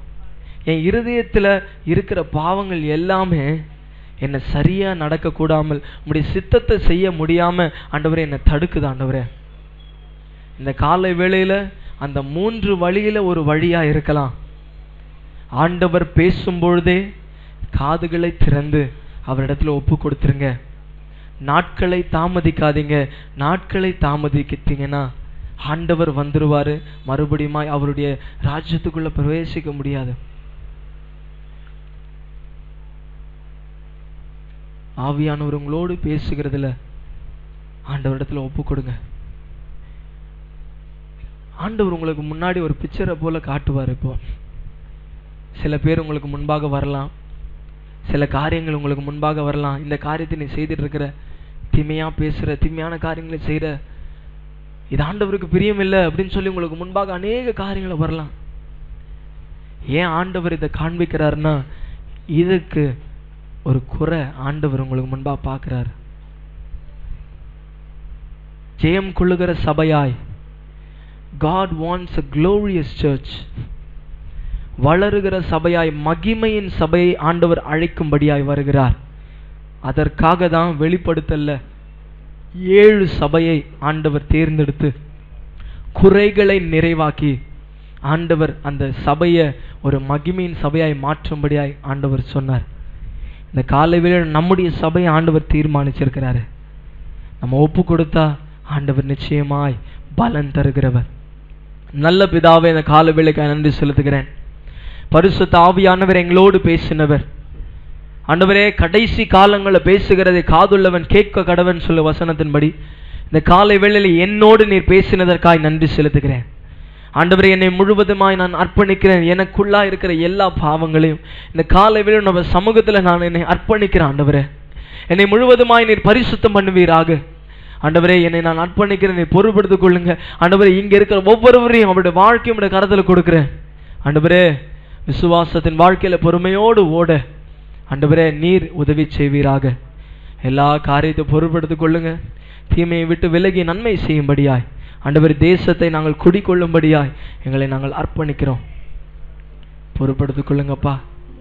ஆவியானவரே, பொறுப்படுத்திக் கொள்ளுங்க. இந்த நாள் ஒரு மாற்றத்தின் நாளா இருக்கட்டும். இந்த நாள் ஒரு வித்தியாசத்தின் நாளா இருக்கட்டும். இந்த நாள் ஒரு துவக்கத்தின் நாளா இருக்கட்டும். ஆண்டவரே, எங்களை உதவி செய்யுங்கப்பா. தொடர்ந்து வழி நடத்துங்க. பெரிய காரியங்களை செய்யுங்க. இயேசுவின் நாமத்தின் நல்ல பிதாவே. என் ஆத்துமாவே கர்த்தரை ஸ்தோத்திரி, என் முழுமே ஒரு நாமத்தை ஸ்தோத்திரி. என் ஆத்துமாவே கர்த்தரை ஸ்தோத்திரி. கர்த்தர் செய்த சகல உபகாரங்களை மறவாதே. ஆமென். கர்த்தர் உன்னை ஆசீர்வதிக்காக கடவர். கர்த்தர் நம்முடைய முகத்தை உண்மையில் பிரகாசிக்க பண்ணி உண்மையில் கிருபையா இருக்க கடவர். கர்த்தர் நம்முடைய முகத்தை உங்களுக்கு பிரசன்னமாக்கி சமாதானம் கட்டிட கடவர். பிதா, குமாரன், பரிசுத்தாவின் நாமத்துல ஆமென். Alleluia, tuya alleluia, alleluia, tuya alleluia, alleluia, alleluia, alleluia, alleluia, alleluia, amen, amen, alleluia, amen, alleluia, amen, alleluia, amen, alleluia, amen, alleluia, amen. Praise the Lord. God bless you. கர்த்தர் உங்களை ஆசீர்வதிப்பார். ஒரு வாழ்த்து சொல்லுங்க. கர்த்தர் உங்களை ஆசீர்வதிப்பார். God bless you.